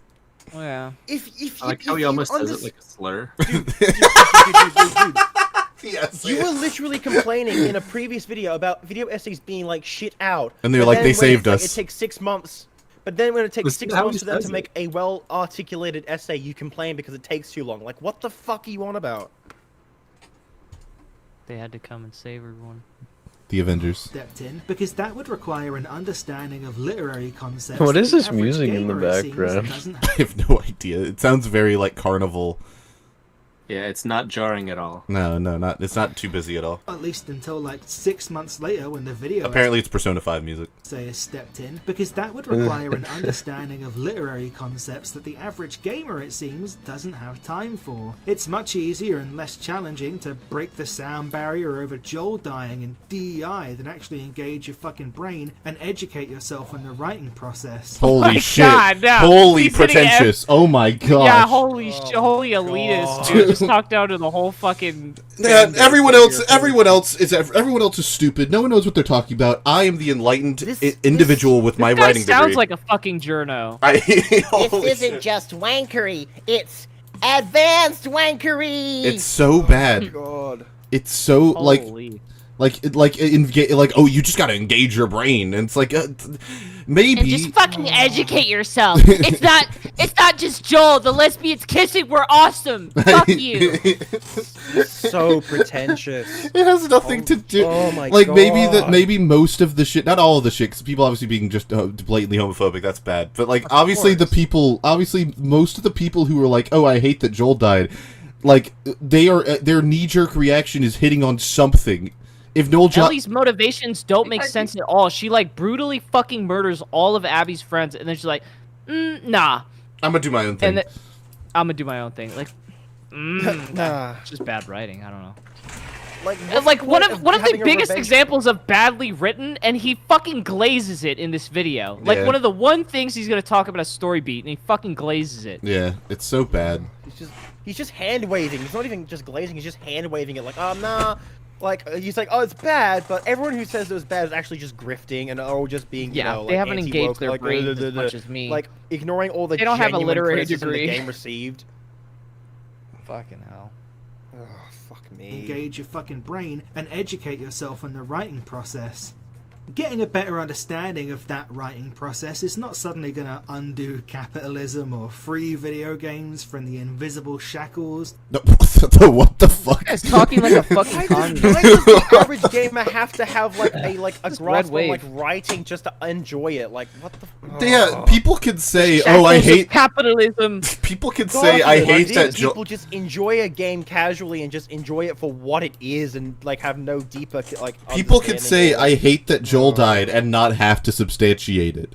Like now, great if I ask them why, and like they're a friend of mine, and then they're like, "Oh, because blah blah blah," and they give like a stupid dumb reason, I'll be like, "I think that's stupid and dumb," but like. That's like something we can. That's a conversation. That's just how people talk. There's nothing wrong with that. They don't need a writing degree to have that He conversation. didn't go into depth about what he hates about capitalism in gaming, like at all. I think this guy's literally just a communist. Which is fine if you're going to be a communist, but at least make a better argument than capitalism bad. Like you could have went into the payment structures or whatever, but no, this dude's just fucking sitting here ranting about video games, and he just hates right-wing people, so he's just venting. I have no idea what's happening. Just makes for a slop essay. Like, you're going to talk about engaging your brain. Why don't you engage any of the topics you brought up in this fucking hour-long slop commentary video?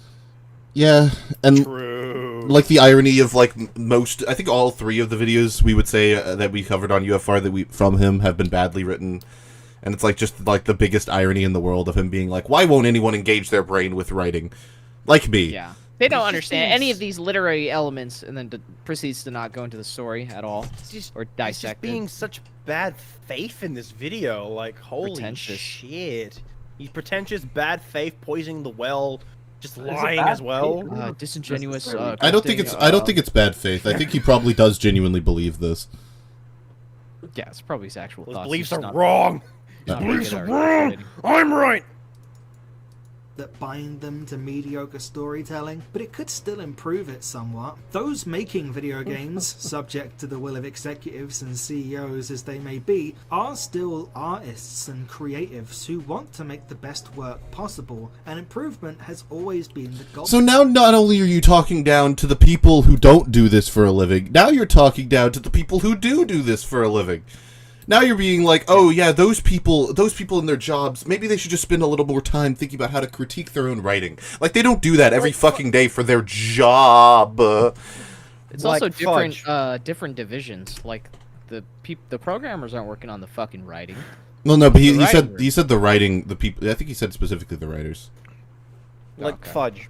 buddy, if you're watching this, I doubt you are, but if you are watching this, you mentioned in a previous video, like, you were, like, talking about people who criticize games but don't actually make them. Why don't you take your own advice and make a game and write for a game and see how that goes? No, but he has a creative writing degree.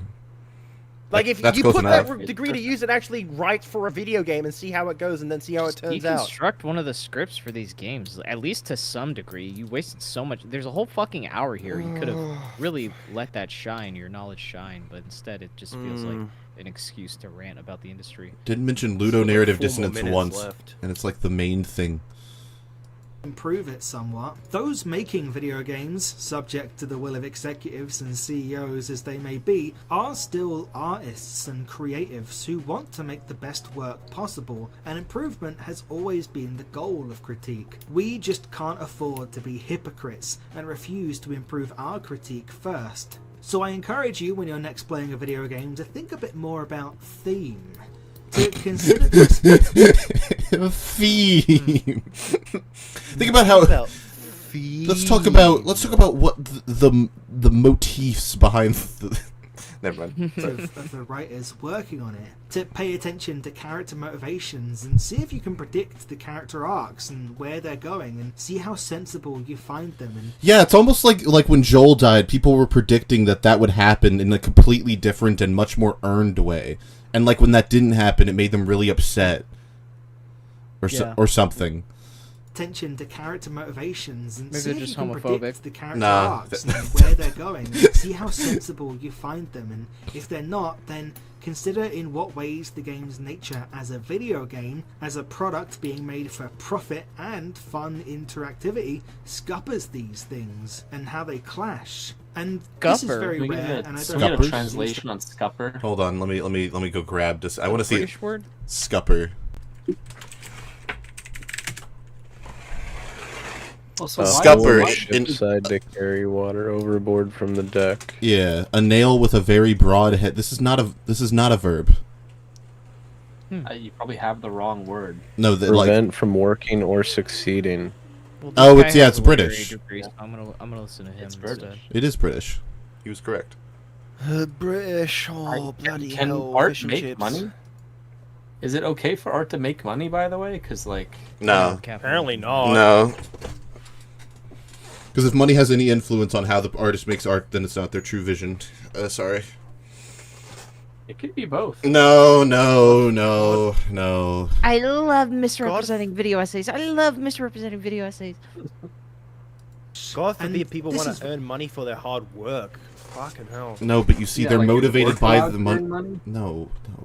Fucking, Very no, rare. No, that's Or is not that just allowed. capitalism? No. When people get paid for things that they Done. do? I gotta go cook a burger. 3D Fudge hates money, boo-hoo! And I don't often do Boo-hoo. stuff like this because I think it often feels quite inauthentic, but I am genuinely interested in this. I'd love to hear from you guys in the comments about what your favourite moments of video game storytelling are. And when I say video game storytelling, I'm not talking about dialogue and text boxes, I'm talking about the absence of them. Why I almost doesn't... said something TOS. I almost said something TOS. I stopped myself.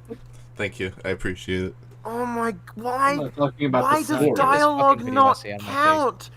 Dialogue is a big part of what makes When I talk about stories writing, I'm not talking about writing. Fuck off! Fuck you! Years when the character dies. I talk about dialogue and text Fucking boxes. hell, Text dude. boxes and dialogue. What are you talking about? That's been my question for the last hour.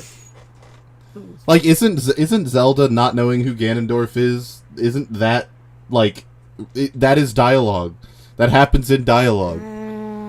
This sucks. This sucks. I guess don't want books to be aren't on stories, guys. I UFRs guess ever books aren't again. storytelling. No, they are. But This they are is like just video a games are one-ad interactive. video. Interactive videos. What but the video games? Fuck is this guy on about? This is so stupid. I don't know what the fuck. Stuff that only video games can do, like the Final Fantasy VII example I gave earlier. Because if you're still struggling to grasp these admittedly very nebulous concepts, then hopefully They're not nebulous. You're just talking about how important they are for like 50 minutes. They're not nebulous. To be fair, you have to have a really high IQ to understand a Fudge video. Look, there's a typo in the captions of this game, whatever it is. a fighting style. Resorty's in chat.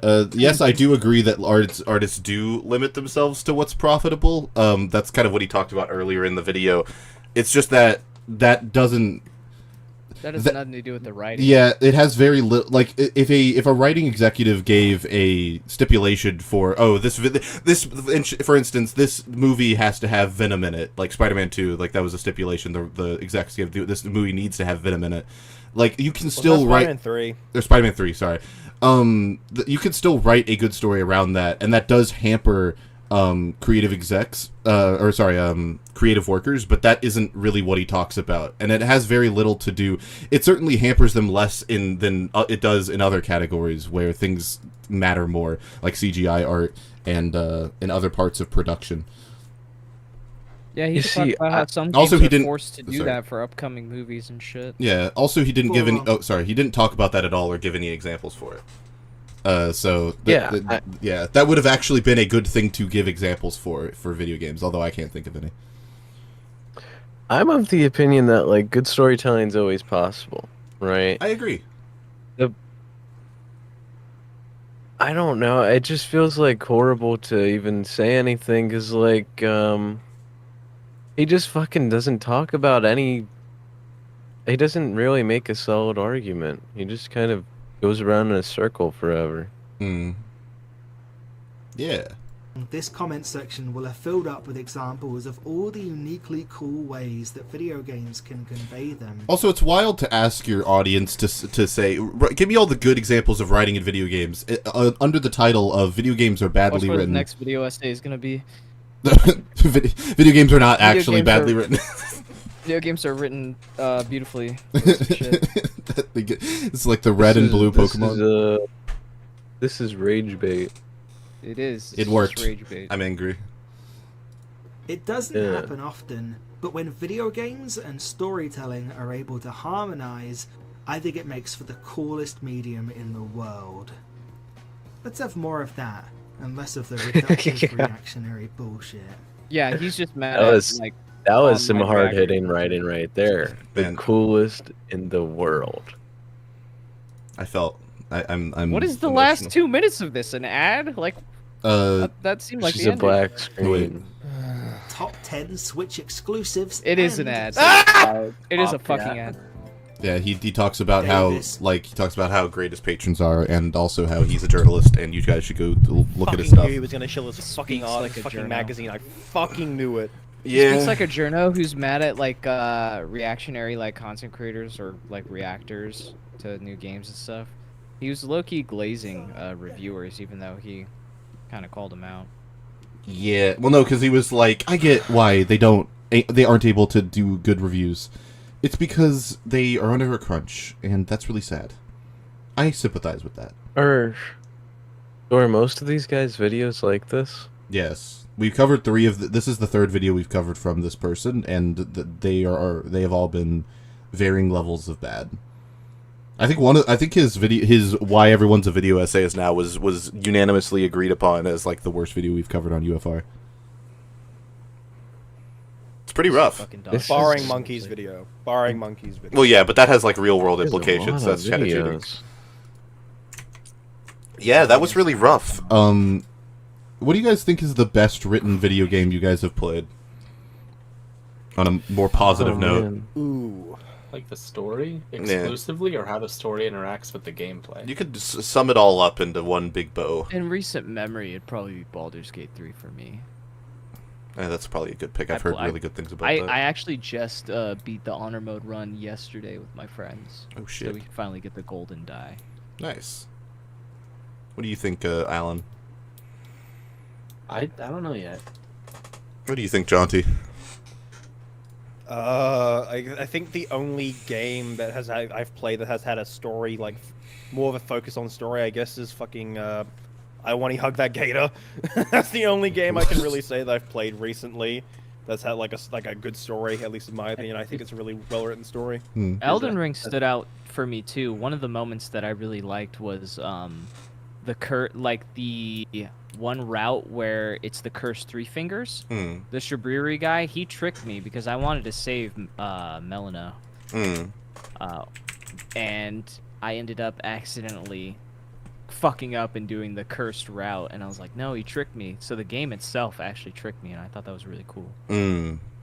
Yeah, I enjoy when games take the interactive element and they kind of use it against you, like when fucking... Yeah, I felt actually manipulated. Yeah. I was like, what the fuck? Like when Psycho Manus makes you unplug the controller from the first port and plug it into the second port in order to beat him in Metal Gear Solid 2. Yeah, shit like that is That's so fire. cool. Yeah, it's awesome. My pick would be Omori. Obviously, Omori's a fucking amazing story, and like I never played that. It's a game you do not play for the gameplay at all. The gameplay's really cool, and it's stylized really nicely, but it's not at all the focus. I've seen the art style. I do fuck with the art style. The art style is fucking awesome. But yeah, Omori would be my pick. It's the first game that ever made me cry, which was pretty special. Other games, Sea of Stars has a cool story. I like Sea of Stars, the RPG, a lot. So that would be my other choice. Sick. Junko, what do you think? You like Web Fishing's story? Yick, postmodern RPG, the greatest of them. What do you think of Yick? You like Yick? Y2K. Geeking out. Oh, also, since I played the remake recently, Disney Epic Mickey is an awesome story. My mom plays games like that. Epic Mickey came out. Epic Mickey has a great story, and it's very minimal. It's barely even touched upon, but it's really, really well done, and all the characters are nicely characterized. I really like it. I might be going to Disneyland for my anniversary in like a month. Have a good time. Thank you. You should do some pin trading while you're there. That's like one of the things I look forward to. Yeah, you did anything like fentanyl? Oh yeah, no, sorry. That you have to go to like the underground club under the Disneyland for that. Right. Or just right outside where all the homeless people are. Oh yeah. that is true, isn't it? But yeah. Yeah. I stayed at a nice hotel last time. Yeah. I want to be one of the themed ones. Red Dead 2. Red Dead 2. You don't really play very many story-driven games. If you turn off the mini-map and everything, it sucks you in. You don't really play very many story-driven games, do you, Alan? Not really. I enjoy them, but yeah, because a lot of the I really wish you would have talked about games where the story is self-generated, because like a lot of the games you play are kind of like that, where you start with the base pieces of a story, and then you kind of the everything else falls into place as you. It's more like sandbox storytelling. Yeah, like would you just Crusader Kings? Yeah, I was gonna say. If he broke down the different ways that stories could be conveyed in gaming and how those can have their flaws as well, and how they often have flaws, man, there's so many ways you could have written this that would have been way more nuanced and like an intellectual discussion. Instead, it just feels like this guy's ranting. Well, yeah, because like I disagree with you that like visual storytelling doesn't count as storytelling, but like Well, I'm talking about like the fucking profile picture not being in the store. Like, obviously that does convey a emotion and like a piece of the story, but that's not writing.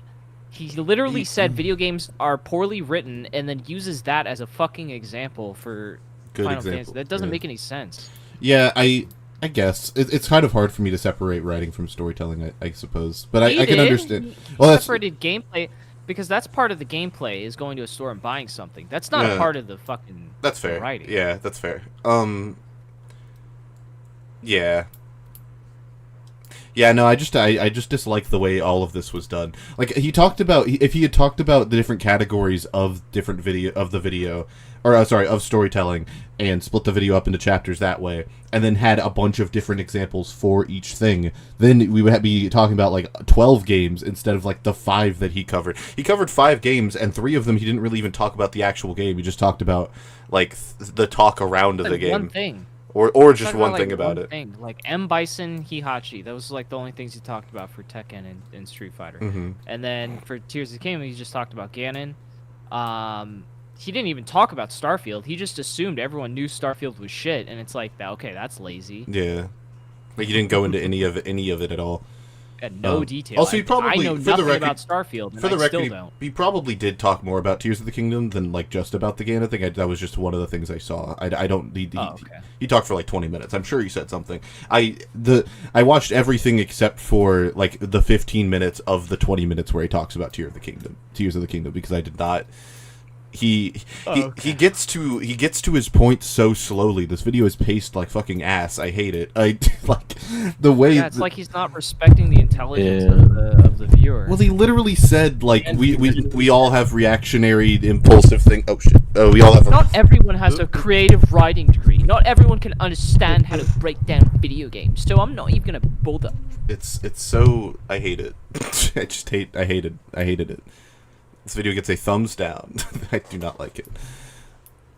I gotta go cook a HelloFresh burger, Lucid. So I'm gonna do my send off. Would you like to? Well, I think we'll all do our send off. So. Yeah, guys, use code TechnicalsJan10. You get 10 free meals and free breakfast for life at checkout. That's true. That's true. HelloFresh. I support this. Past 7 subscriptions, I get $100 each subscription. So come on, lock in, bro. I'm you allowed to say that? Yeah, I'm allowed to say that. They can't stop me. I already did the ad. They're paying me as we speak. Holy shit! They're like at your house. Yeah. That's crazy. So, 1 second. Yeah, I gotta go get this check. All right. See ya. Have fun. Have fun. Don't spend it all in one place. Shitting on this guy for like 3 hours. All right. see you, dude. See you, Tech. All right. Let me know if you're doing another UFR. Will do. See you. And on that note, I think we will all bid each other adieu. What a fucking awful video. It was really bad. Next, I want to cover. By the way, chat. Just so you guys can get hyped, just so you guys can get excited. Next week, in preparation for the release of Zesty's new video, or rather after it, actually, we are going to cover Uncle Dane's Trickle Down Balance video next week on UFR. Ideally with Zesty. So get hyped for that. I am excited to talk about balance and game design and all that stuff. Yeah.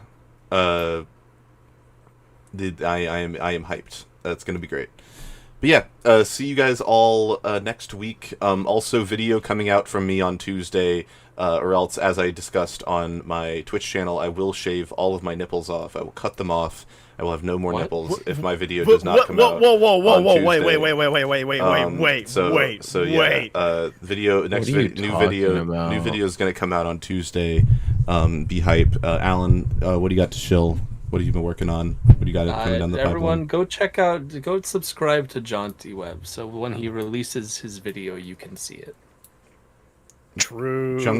Junko, what have you got to shill? True.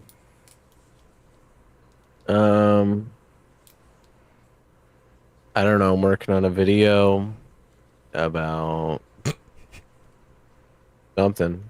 Be like Gary's mod or like Condition Zero. Did you release the World of Warcraft video? No, I was working on that and I You stopped? I just felt like, you know what?